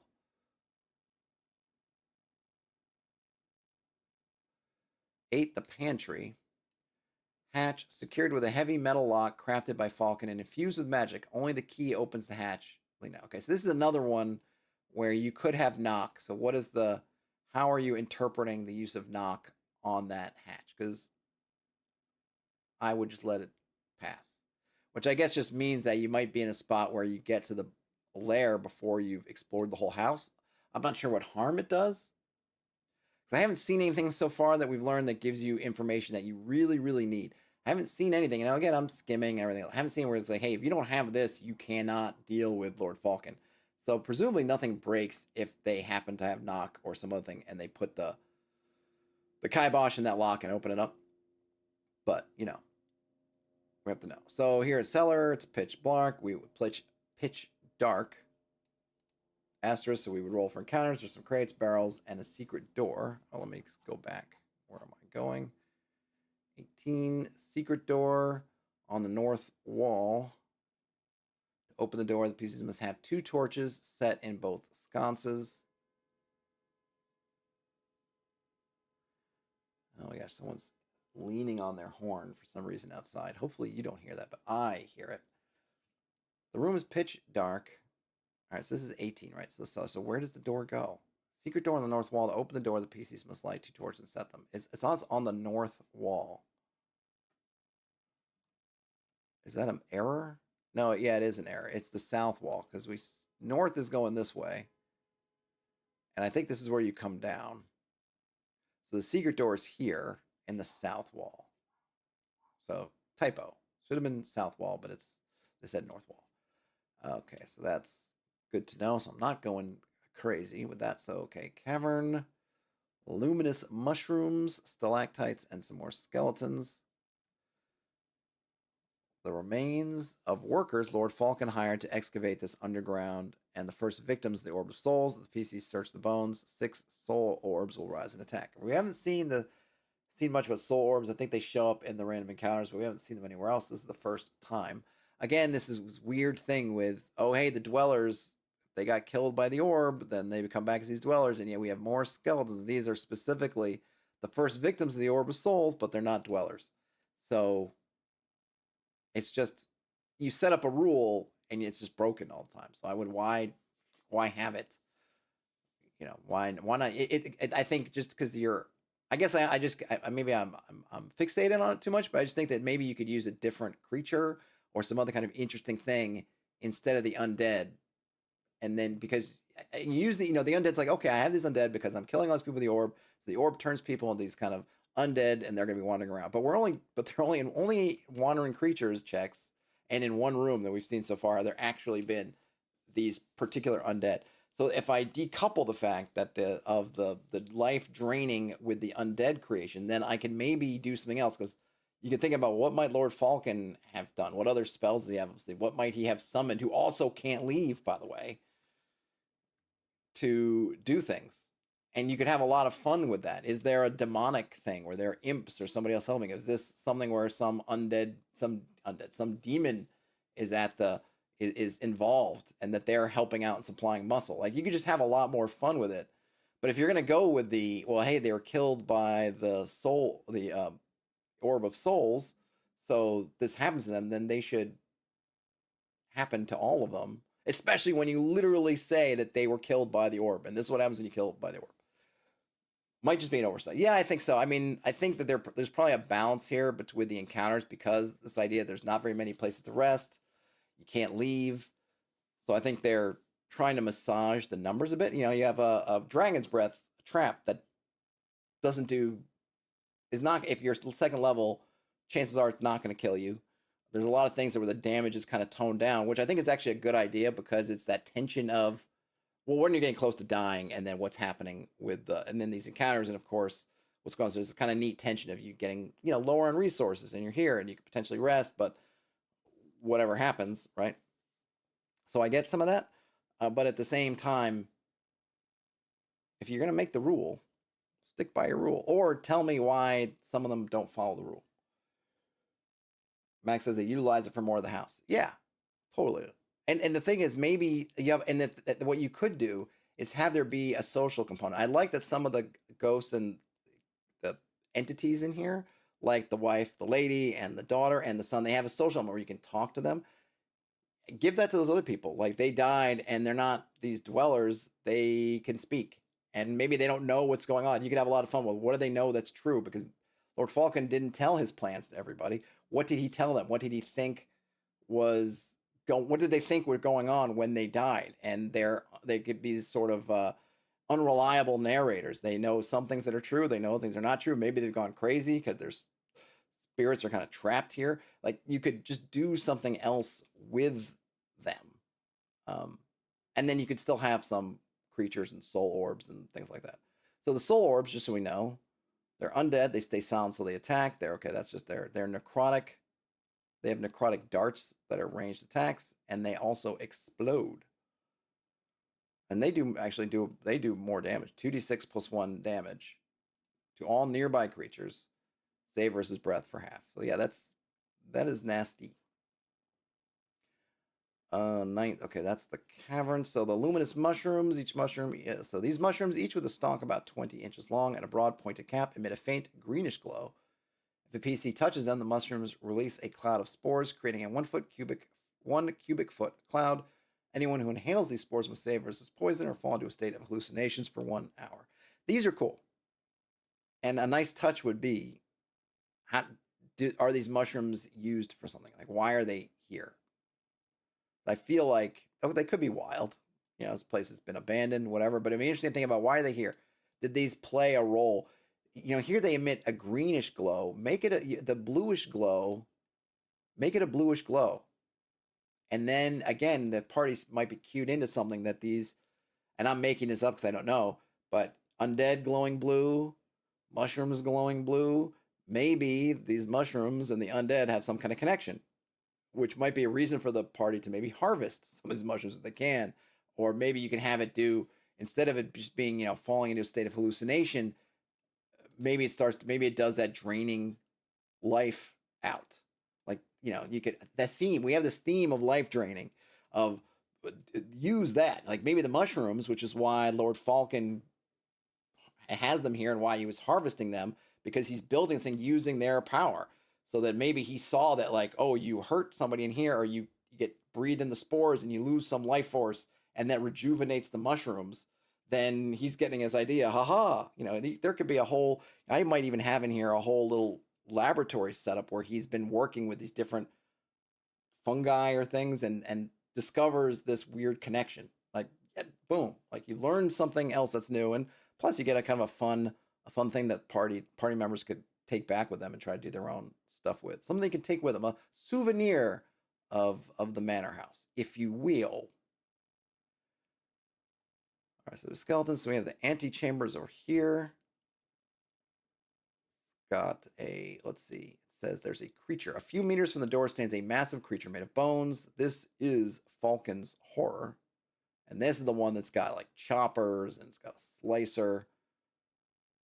It's let's see, it's a 3 asterisk HD with 18 hit points. It's undead. It stomps, which you basically is just a area sort of attack that anybody in the melee range, and then you have to save versus breath, or basically. So I guess the interesting thing here is it just deals damage, and you have to save for half. So it's kind of like a dragon's breath sort of deal, but it's in a radius around it, which makes it really nasty. I'm not sure why you would do anything but stomp. I might have you roll. I might do a roll thing for this creature, because there's just no reason not to just stomp. It's 2 times weapon. Granted, its weapon does 1d6. So you could do 2d6 or 2d4, but it is 2d4 to everybody in melee range. So I'm thinking get in the middle of it and just start stomping the heck out of it. And then, you know, once I'm down to one or 2 people, maybe I go to 1d6 each. But even then, 2d4 is better than 1d6. That's just me. Now we get into the laboratory. Pitch black, shelves, a desk. Let's see, there's a workbench. There's a orichalc, some alchemical metal, it's worth 100 gold pieces. There's a small pouch with some rubies in it. There's a desk that has detailed blueprints of the Orb of Souls. A few yellowed pages bear notes. The ink is faint and nearly illegible, yet a line on one sheet is quite clear. I did it. Yep. A stone forge occupies. Okay, we got that. And then there's a secret door between the desk and a small forge. The door leads to room 22. Has slightly moved over time, making it easier to find. Increase the chance of discovering by 1 for each PC searching the room. Yeah, and so this is. So yet again, you have these secret doors. The secret door where the fountain is had that snake motif. So I would have that snake motif here as well. Keep using that motif. It makes sense that you might mark these things where your secret doors are. Or maybe you wouldn't because you're a mad scientist type. But, you know, I think it's one of those kind of gamism things. Like, yeah, sure, Lord Faulken, he knows this place like the back of his hand. If I was in this house, I wouldn't need to have my secret doors marked per se, but I mean, yeah, put the snake on them. Put the snake on them anyway. And then when the PCs, haha, either when they're coming or going, if they figure out one secret door with a snake, then they start looking around for other snake emblems, and you can have some, fun with that and other things that it does. So that's in the workroom. And then, wait, where's the orb?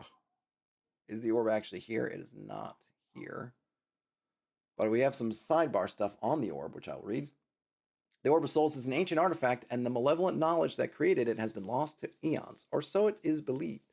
Once activated, it begins taking control of Lord Faulken's mind, placing him in a perpetual slumber while it awaited the ritual's completion. After absorbing the 99th soul, it will use Lord Faulken to fulfill its singular purpose to continue harvesting souls and awaken its true master. The Orb of Souls is virtually indestructible, impervious to any damage. Only a divine intervention could destroy it. It absorbs souls within a 40-foot radius. At the moment, it is bound to Lord Faulken's soul, but anyone who successfully performs the ritual described in the study's tomes can bind their soul to the Orb of Souls.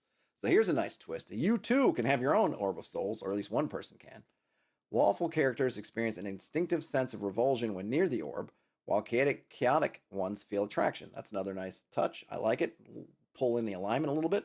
Should a lawful character attempt to perform the ritual to activate the orb, they must save or spells. Their alignment shifts to chaotic as the orb's influence corrupts their essence. Also a cool touch. It makes sense. You're no way around it. This is not a lawful thing.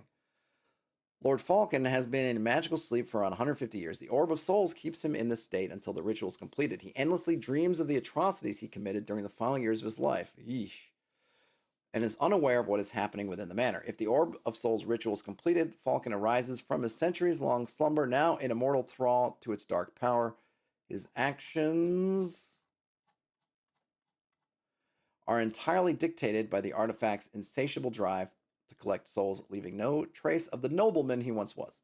Yet on rare occasions, those who meet his gaze might catch the briefest glimmer of regret, or a desperate plea for release, an echo of the man he used to be, trapped beneath the orb's dominion. All right, so that's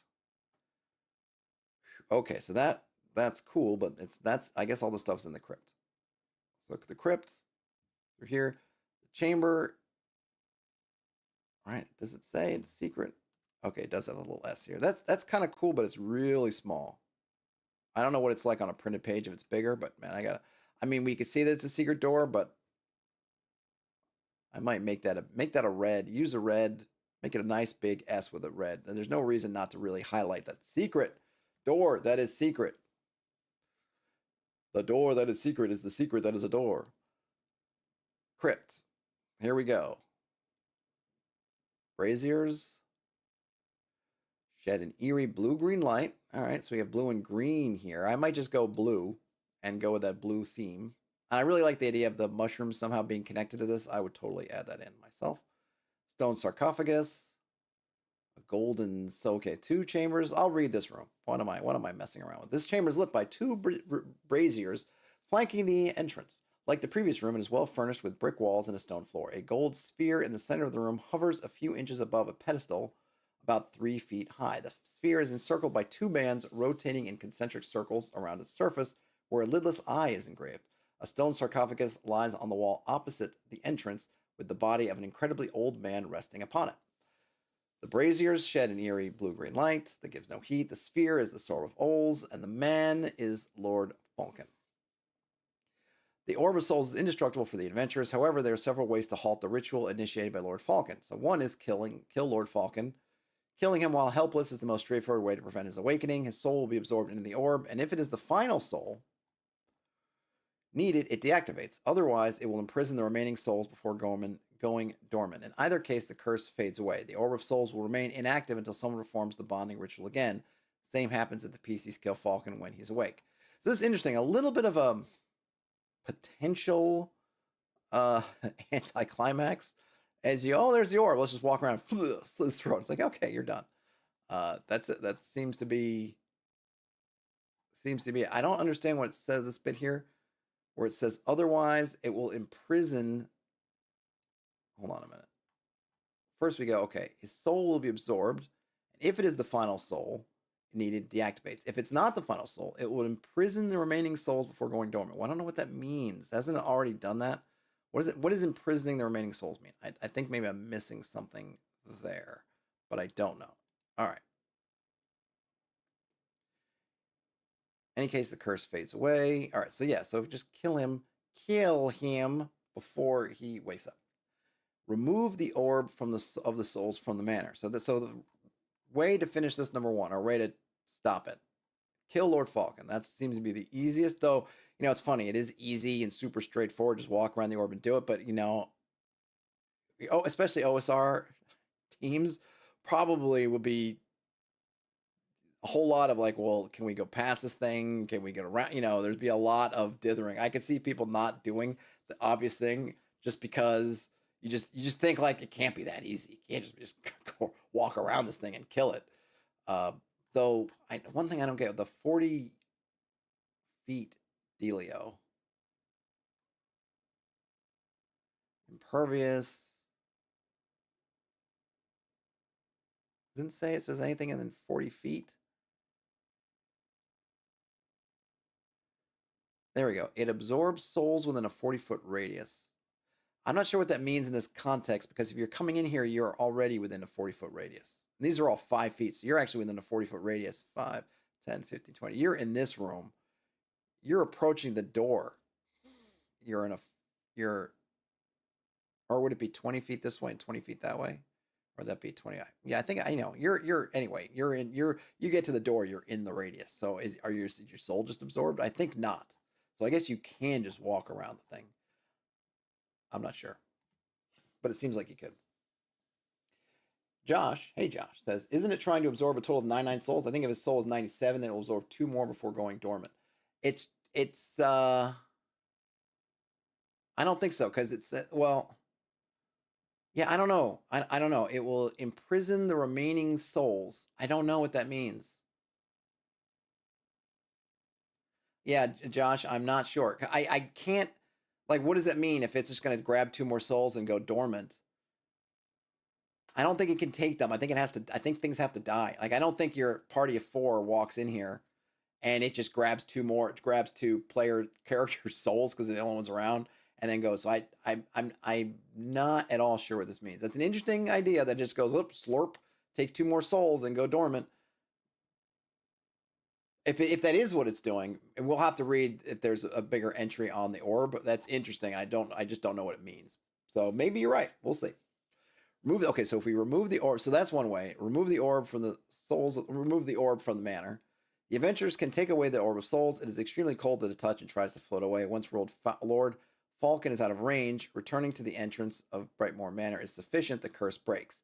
Yet the Orb of Souls remains active, and the referee may choose whether to reset the soul count or continue from the current total. When the count reaches 99, with no target for the ritual nearby, the orb will release an explosive burst of energy within a 40-foot radius, dealing 66d6 damage. Savor spells for half. Then the Orb of Souls will settle inertly on the ground, awaiting a new soul bond. Okay.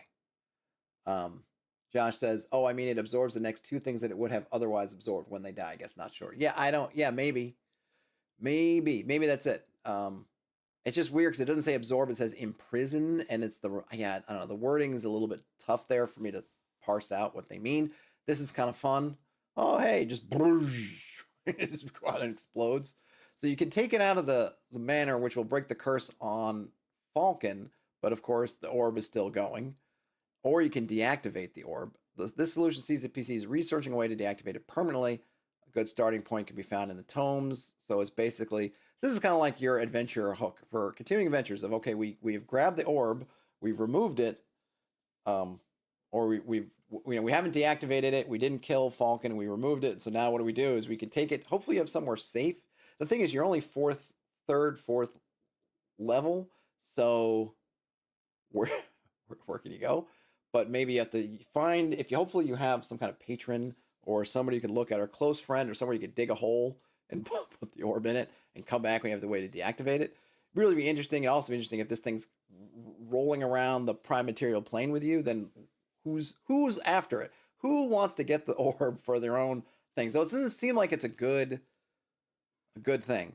There's a little information I'd like to know. We'll see if we get it about who the hidden master is, what the ultimate goal is, because it's just doing 99 souls and dropping 99 souls and dropping. What is what is going on there.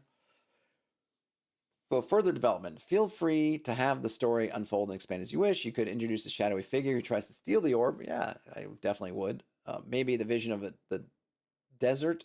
The adventurers may have hinted at the menace's origin. What desert? Vision of the desert. Oh, there must have been a vision of the desert. I'm going to assume there was one. All right, so now we have the maps. New monsters, Faulken's Horror, Swarm of Bone Spiders, Soul Orb, Uni and Mooney.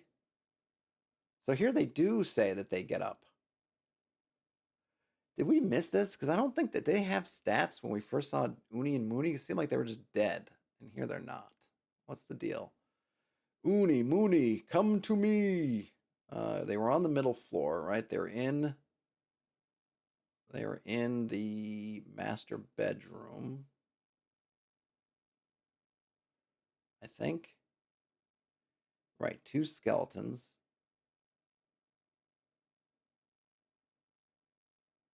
Oh, okay, hold on. So I missed this. What remains? Okay, Uni and Mooney.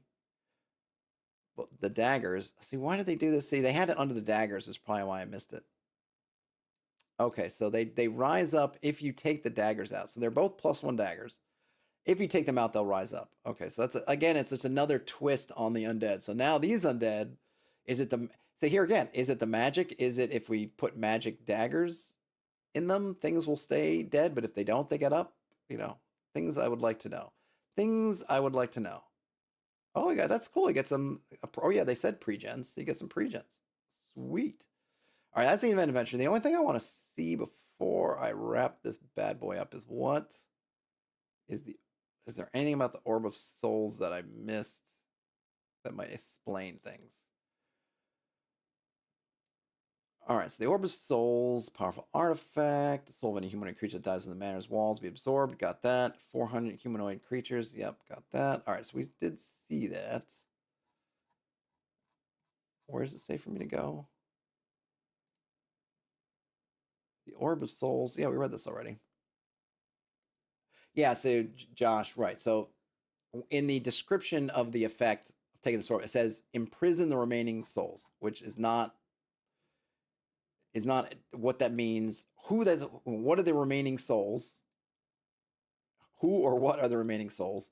And what does imprisoning mean? Because it is different language than what we're told about the soul, which is that absorption. So it just leaves it up to, do they mean absorb when it's imprisoning? Is it imprisoning? Is absorbing? You know, because absorbing means it seems like it's destroying the souls. If it's imprisoning them, that's kind of intriguing, almost in a little bit of a better way. Because you might think if you can go through and further adventure, you might free thousands of souls. Like, oh, that's really interesting. So absorbing versus imprisoning, not the same. They're not synonyms, and they could have very different interpretations. I kind of like the absorbing better, just in terms of what it might mean for the future. You could seed in other things about the orb, and you could even have at some point, it could even be a plot hook in a more extended way of something you need, but you need it, and the only way you can get it is the soul to tell you, but the soul is trapped in the Orb of Souls. So you got to destroy the Orb of Souls to free the soul so you can get the information from the soul. Like, there's some neat, you could play around with that, right? Where absorption to me is just they're just destroyed. They're annihilated and there's nothing left. Ultimately, thanks so much to Hellwinter Forge for sending this over. This seems like a fun adventure. I think that there's some room to kind of add some meat on the bones a little bit for some of this. But I think it even take it to another level, which I think would be fairly inconsequential for a game master to do if they so chose. It's pretty darn straightforward. You get in the manor locks behind you. You can't leave, so you got to figure things out. You're going to probably, I imagine most parties are going to kind of go up to go down, right where you're going to go. You're going to explore all the things going up and then come back down. The thing is about it is I kind of think, so what I might have done from a cartography thing is kind of a little bit of a trick where if you can see here, let me zoom. No, I actually don't want to zoom in. Here you have the stairs on this one side that are going up to the top. What I would have is have a mirrored one over here, and this goes down to the basement, but it's only accessible through the top floor.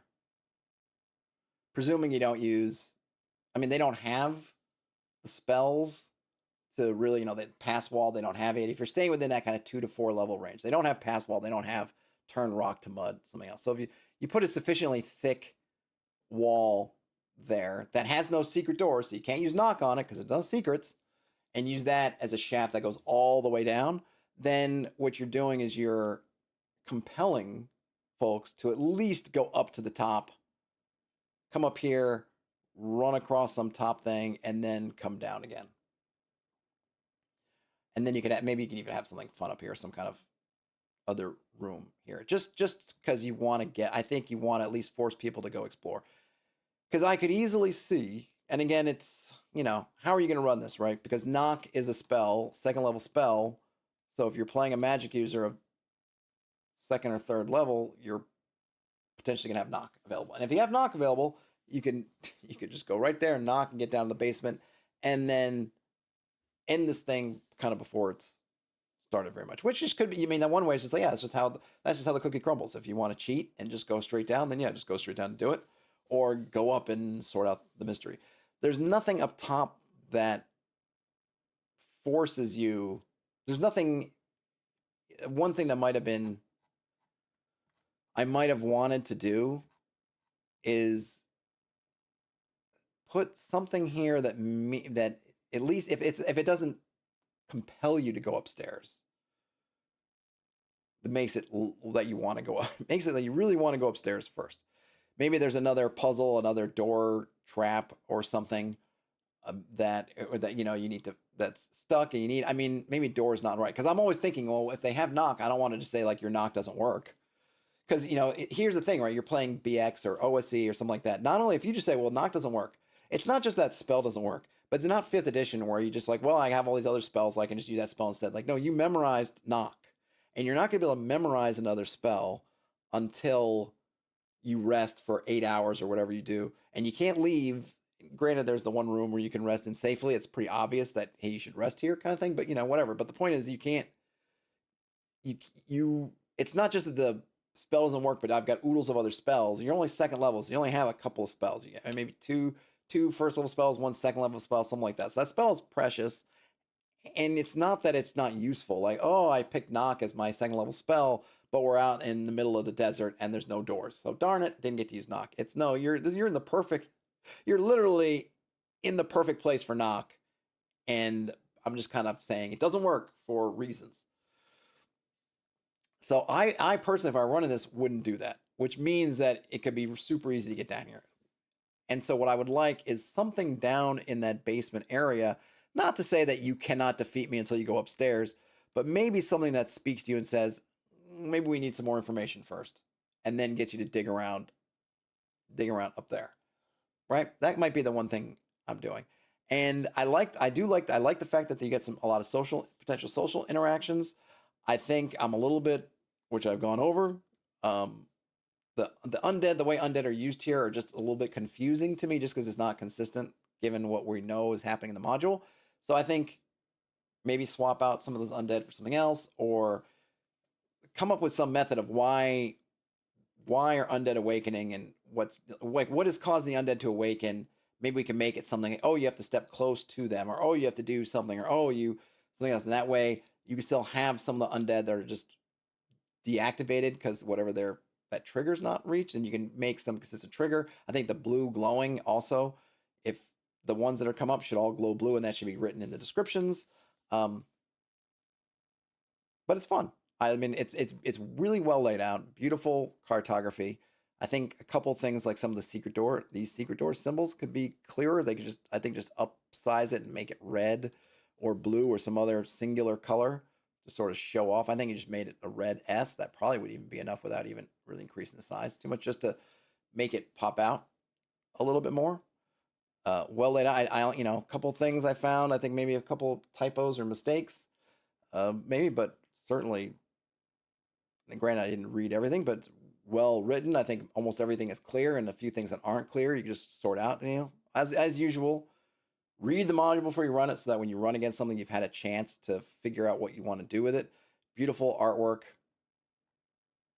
well constructed, and I think it'll be a fun. I definitely think it'd be a fun adventure. I would lean into more of the social things and the kind of mystery of it. And I really love that idea they had. Where did they put it? They had, where was it? Where they, I think it was at the front. The unexpected visitors. I would definitely have this variant. You could even turn it into something more comic where people keep showing up. Kind of like in Clue. Anyone watch Clue? Is that another movie that's just gone from the public consciousness of a Clue? There's this kind of a running bit in Clue where people will keep showing up to the Clue house. And usually, I guess, spoiler alert for a 40 some odd year old. Gosh, is it 40 years old? Holy cow. I think, did Clue come out in 1980? Holy cow. When did Clue? Don't tell me that 1985. Oh my gosh, it's 40 years this year. Oh my god. Anyhow, there's a running gag in Clue. Clue is a fun movie. It got hammered when it came out. I don't think it did that well in the movie theaters. I always think it's a blast. It's a lot of fun. In any case, there's this running gag in Clue in which these different people will show up. And granted, the people that show up all have something to do with the mystery of the Clue house, but there's one point where someone shows up the door, and Eileen Brennan just opens the door, sees him, yells at him, it's like, won't you like tell them like go away, like, you know, like this is a place where everyone's just coming, getting killed and dying and stuff. So she's like, go away, like, don't you know, like this is what, like, there's something horrible's happening here, and slams the door. I think you can have some kind of funny moment with that, with people continually showing up at the door, and you're like, oh God, ghost, don't come in here, kind of thing. Another, that's an interesting thing. What if they're near the door when the door opens? Could they leave? If a group of goblins or something else showed up at the door and opened the door again, is that a one moment where somebody could try to escape? Another interesting thing you could play with. Well, does the party try to basically get somebody else to come in so that they could come out? What if you used spikes to hold the door open? I mean, I probably would have that like slam shut at some point, but fun stuff in there. But I think there's a very straightforward, not a particularly long adventure. I don't think it overstays its welcome. I think it's got a good vibe to it. There are some things I might like to do a little bit differently with it. I think it'll be a fun time for old school essentials, and obviously you could easily convert it to your OSR thing of choice. Shadow Dark probably would be fun, or if you just wanted to use the real time torch mechanic, just to have some fun with light and darkness, you wanted to play and do it as kind of a horror, lean into the horror aspects. That's one thing that maybe it doesn't lean quite so hard. The vibe of the cover is it's kind of comic booky, which is really cool. I really like that cover, and the horror vibe, a bone-chilling adventure, the House of 99 Souls. I don't know that that vibe really carries through, I guess, but it doesn't, no shock to me. But you could certainly lean into the horror elements more. Certainly, I think this is some of the things you don't get by reading. Is there are all those encounters that are like screams and moaning voices and things dropping and clattering that could definitely add to the atmosphere. And of course, play some spooky music probably helps as well. Hope you folks enjoyed this. I will try to post some kind of capsule review maybe next week for this, for folks that don't want to sit through, goodness, over 2 hours. I haven't done a 2-hour stream for ages. But yeah, thanks so much to Hellwinter Forge of Wonders. Hopefully Simon Barnes is in a good place, be it this world or the next. And thanks, folks, for hanging out with me. Mac, yeah, we are old. Mac says, we're old, bruh. Yeah, I'm reminded about that every day. But I'm feeling good. Anyhow, this was a really fun read. And I think you definitely do a lot of stuff with this. So thanks, everyone, for hanging out. Have a great rest of your day, night, whenever you end up watching or listening to this. Game on, everybody.